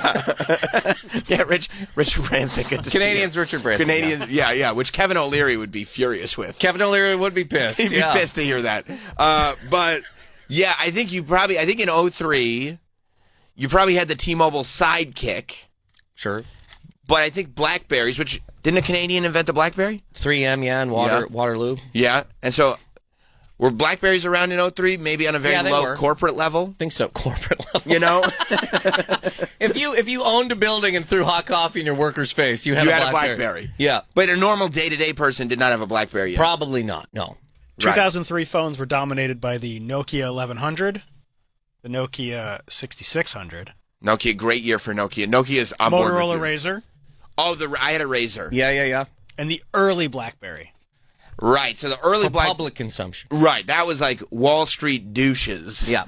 Had Blackberries, but most of us, and I think then, you had your T-Mobile Sidekick as well. Mm-hmm. But you're really pushing the T-Mobile Well, it was Sidekick. a great thing, that flip-up phone. But I think, too, because the T-Mobile Sidekick was probably, and it's good to brand it every time, was probably as far as we needed to go with phones. I personally felt that we had gone far enough when we had the T-Mobile Sidekick. That's right. The T-Mobile Sidekick. The T-Mobile Sidekick Those was were like the phones in 2003. Good right. times. Right, where it's like snake eater thing on the game. Sure, and you only a couple of phones had that keyboard. Most of us were still doing the 3-number letters. Yes, for texting. But either way, you sound like the oldest man alive when you say things like this. Mm-hmm. However, I don't know that anything necessarily got better.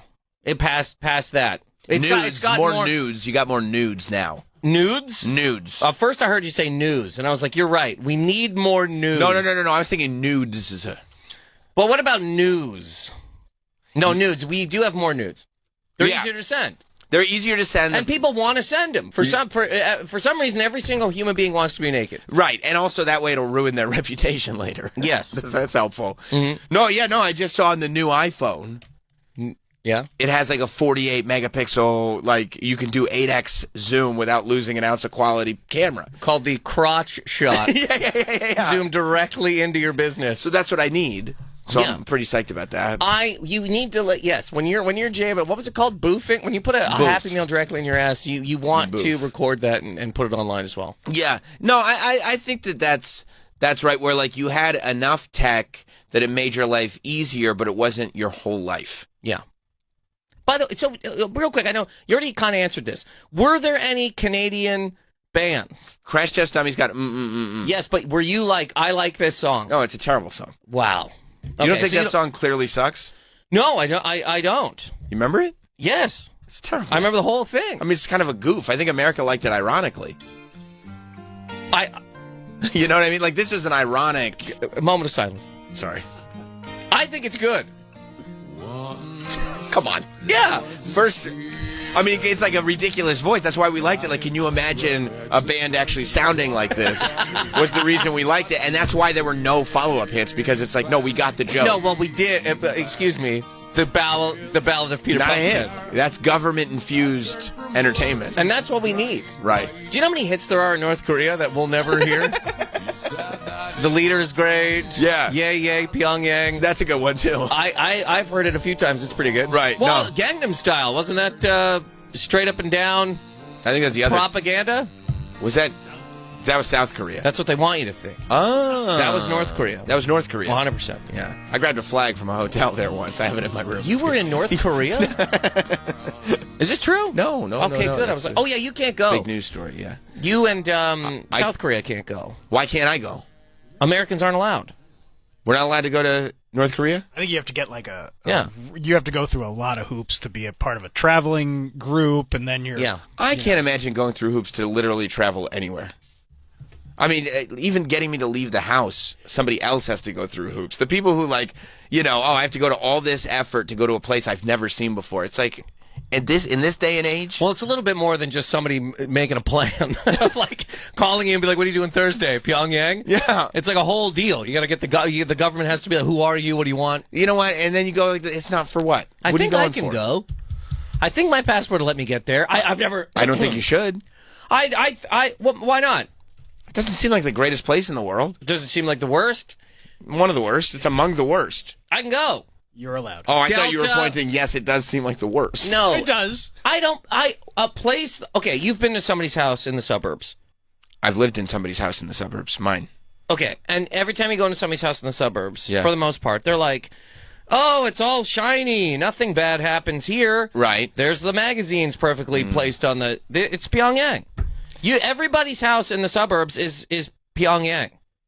The person who owns the house is trying to get you to believe that nothing crazy happens in this place. Yeah, but if look at our kids dancing in a circle and praising me. But imagine if you went to somebody's house and they were like, "If you break any of the house rules, which are arbitrary and absurd, we will kidnap you." That happens. Oh, it does. Yes, I'm not trying to get crazy, but Right. people knock on people's doors here and they get dusted. What are you talking about?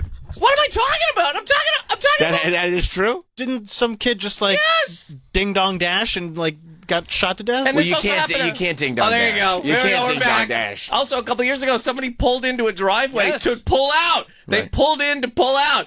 Bang, bang. You have to. You gotta. in New York. But that's private. That's our property. You're right. You got to defend your property. And see, these if are- you're not defending your property, what kind of American are you? If you're not at your porch holding a gun, Right. ready to defend your property in the middle of wherever. By the way, if you're not defending your property that you have to pay the government for forever. Yes. Because it's your property that you're constantly paying the government for. Yes, yes. What are you doing? What are you doing? You need to defend What did you get the gun for if you're not going to wait 20 years for somebody to pull in and pull out? Oh, finally, I can use the gun. Here we go. Gladys, get it. Look, it says level 4, do not travel.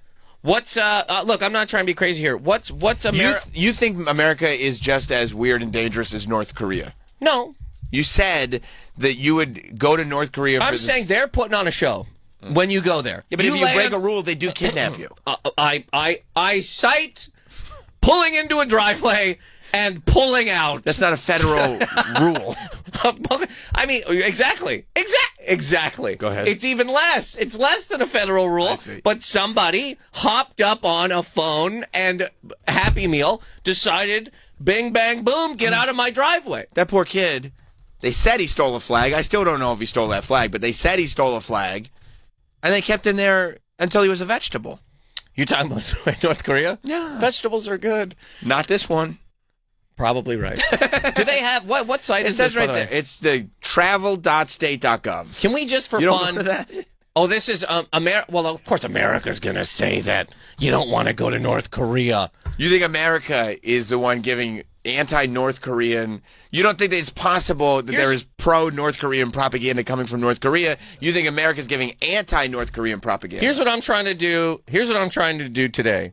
Get Kim Mitchell on American radio. Okay. Done. Done. Get at least one person to call JetBlue and say, get me to Pyongyang. 2 tickets for North Korea, please. Yes. Economy. Direct. Yeah, direct. No, I don't. There's no reason to go to North Korea. However, all I am saying is they're putting on a show like a lot of people in neighborhoods are putting on shows. That's true. You know what I mean? John Wayne Gacy put on a show. Thank you. But once you're in the handcuffs, you were done for. Once he grabbed the clown suit. Dunsky. Done. That's the last outfit you wanted to see. Absolutely. And it was the last outfit you were going to see. Last outfit you were going to see, last outfit you want to see. Did you ever hate clowns? You know a lot of people had like a problem with clowns. No, I have no problem with hated clowns. I think the people that are afraid of clowns are less than.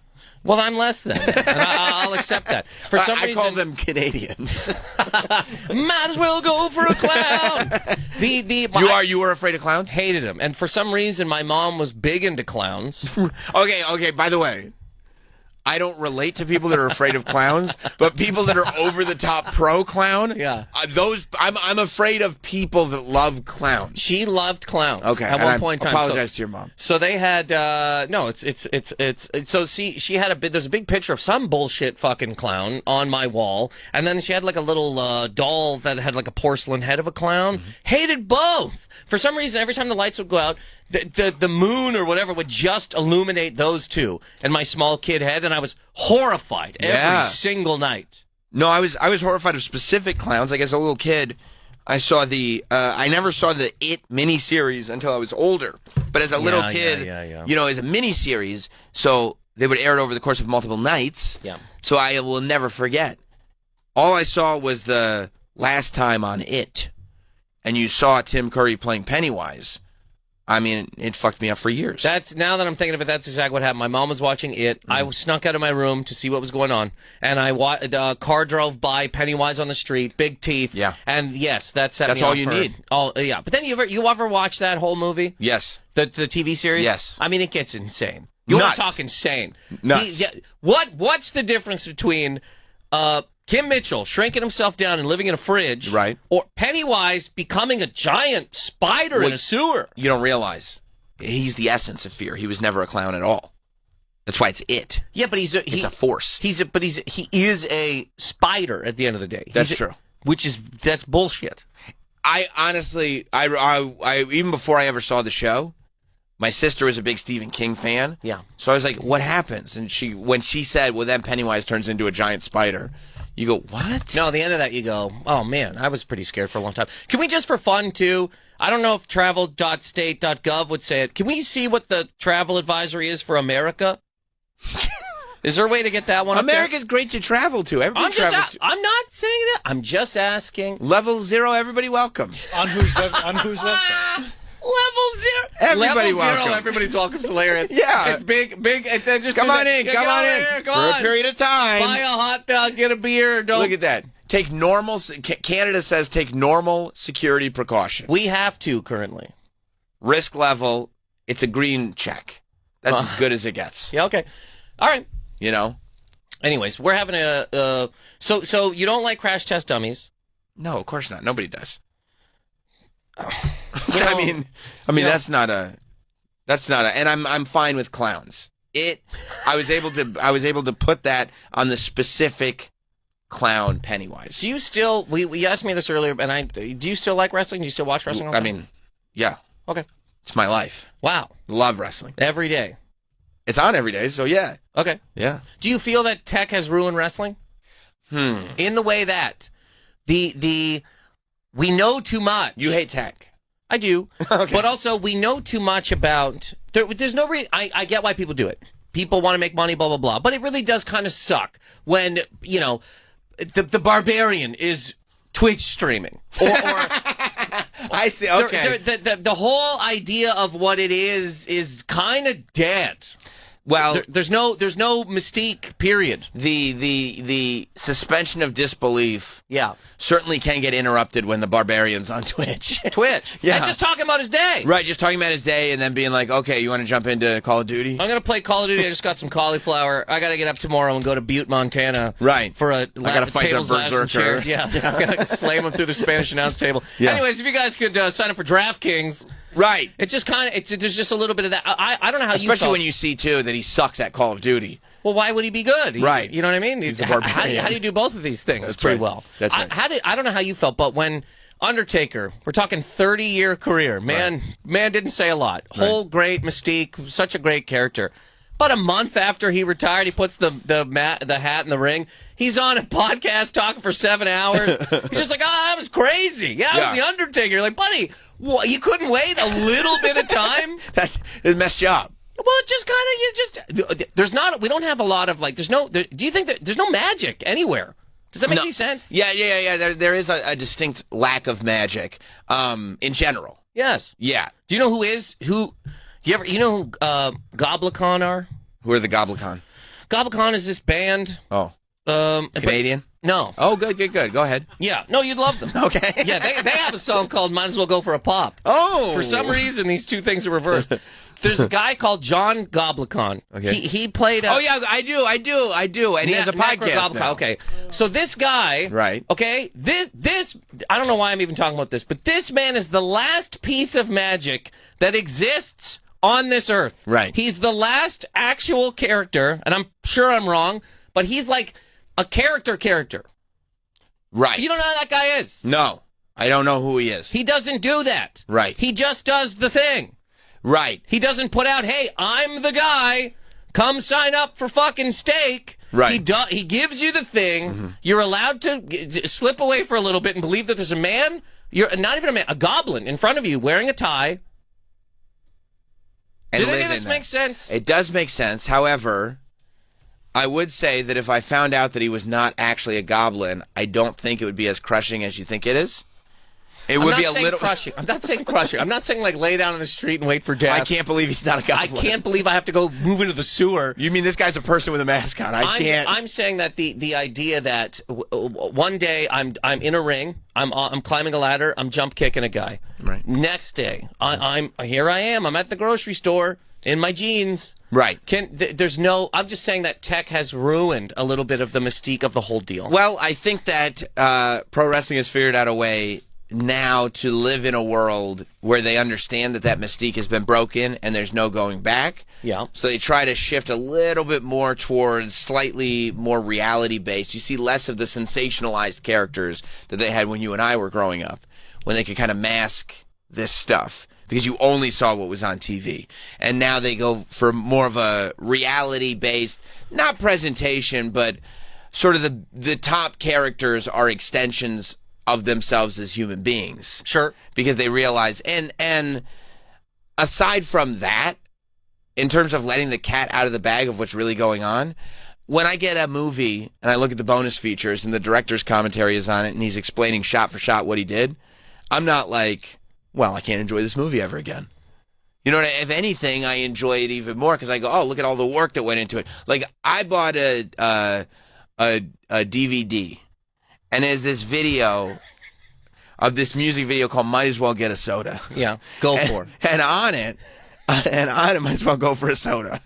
And on it, there was this guy, Kim Mitchell.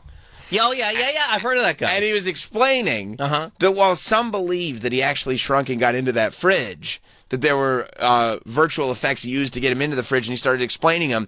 And while I get it, for some they were like, I can never look at this the same way again. For me, I actually appreciated the amount of work that went into it. Yeah, I'm the opposite. You need to know he's tiny. Yes, once I found out he didn't actually shrink down and get into a fridge, I was out on him. Well, the same way I like to find out how a magician does their tricks because I'm very interested in the technique and how you make it look as good as it looks. I don't care. Right. Others are just like, I don't care. Right. Give me. Give me real magic. You're a boy who wants to believe. I'm a boy who wants to believe. Yeah. I saw David Copperfield last year. Oh, cool. And he did a couple things that you go, I don't know how he did that. I don't care. Right. He brought a motorcycle out of absolutely nowhere, but nobody cared.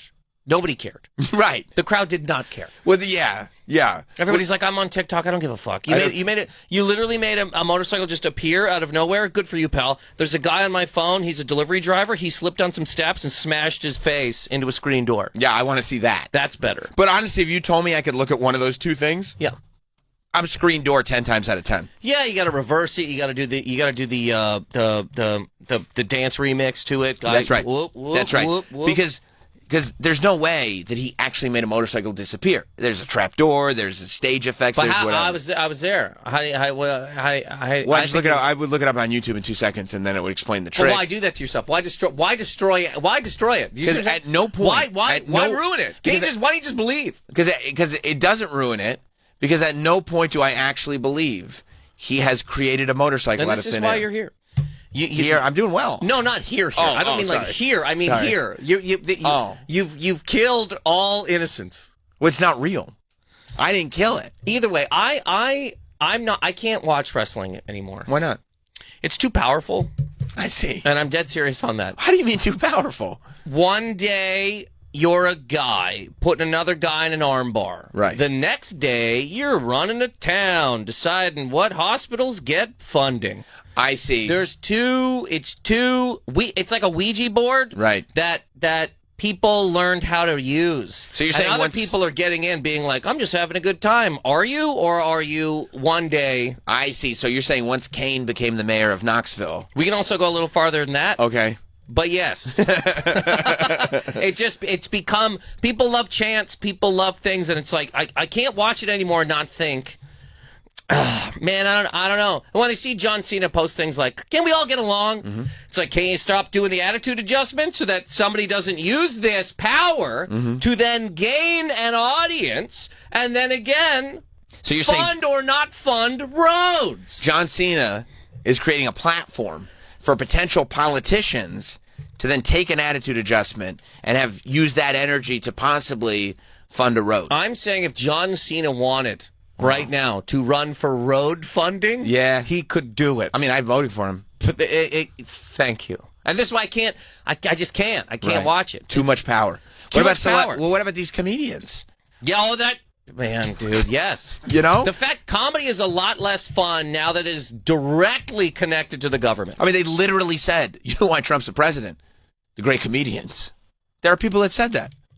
You think this is you don't believe that? I don't know if he fully won the election because of the comedians. Well, 100, sure, yes. You know? Yes. It wasn't like he was zero. He wasn't at. But I believe there were comic contributions. Yes, I think it is not. Is that a risky statement? No, exactly. I think it's crazy to say that that's not true. What you just said. Right. So that I was literally thinking about this on my way here. Comedy is a lot less fun now that it is directly connected to the government. Directly. Right. As opposed to being like, oh, let me escape from politics. I'll watch a little stand up or make fun of everything or whatever. You gotta pick sides and you gotta be the extension. You got to be the Rose Garden, right? You have to be not But the biggest, some of the biggest comedians decided, yeah, man, we're signing up, we're doing it. But and then, if you don't like it, but then how do you manage that? I mean, if you can't watch wrestling because the wrestlers become too powerful, I mean, comedians. You. I know. Sam, I'm sad a lot. If you say, how do you manage? You don't. I not well. Nah. I think too much, and I walk around and I go, well, I got here. Wrestling. I loved wrestling at one point in time. It's not even that I don't. It's all wrestling. You already know this. Every single thing is wrestling. So wrestling is actually the only thing that's honest about the fact that it's wrestling. True. That's why I love wrestling. I can agree with that. Yeah. Everything else pretends we didn't. Because everything else is like, no, this is real. These comedians you're talking about, they're like, we didn't know. What? I don't know. I didn't know. What do you mean you didn't know? It's been 10 years. Right. Where were you? Right. So yes. But anyways, yeah. It's both things kind of sadden me in that regard. Too much power. Yeah. Yeah, well, with great power comes great responsibility. I learned that from Spider-Man. Yeah, and we're throwing that in the trash. Yeah. The responsibility's gone. It's time for DraftKings. It's gone. That's right. With great responsibility Omaha comes Steaks. great Omaha Steaks, DraftKings, right. Casper mattress. And let me tell you, by the way, you ever try this Blue Chew?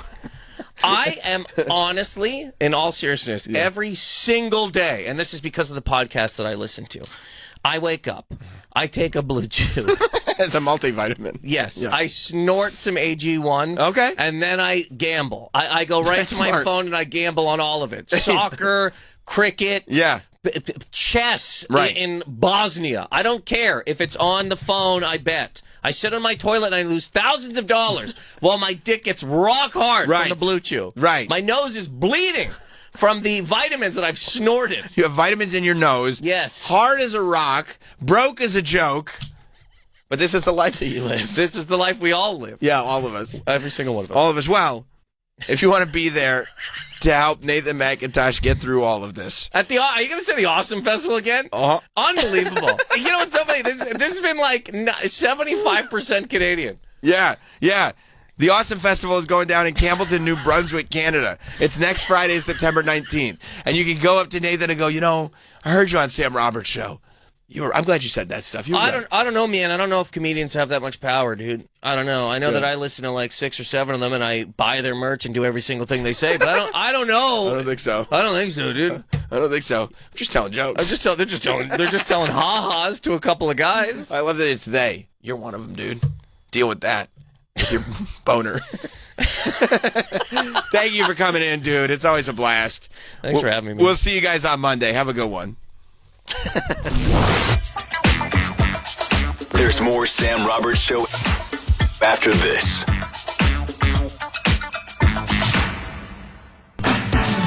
Introducing Bennington on Faction Talk 103 and On Demand, the first father-daughter talk show of its kind.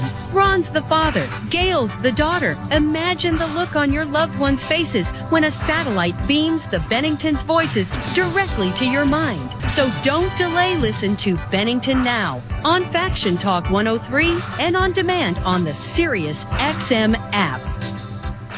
Sirius XM mornings are pop culture, headlines, personalities. Start your day with Today Show Live on Today Show Radio. Good morning to you. So glad you're starting your week with us. Then get the Celebrity Scoop with Page 6 Radio and Stars. What Page 6? So, we hear things. Your hot takes with the Smith Sisters on Radio Andy. We're finally gonna get the story behind the story. And don't miss Andy Cohen Live, the king of convo. Lady Gaga, Coleman Domingo, Kylie Minogue. One of the hardest working men in showbiz. Thanks. Your morning vibe, live for the morning drive. Sirius XM 102 through 109.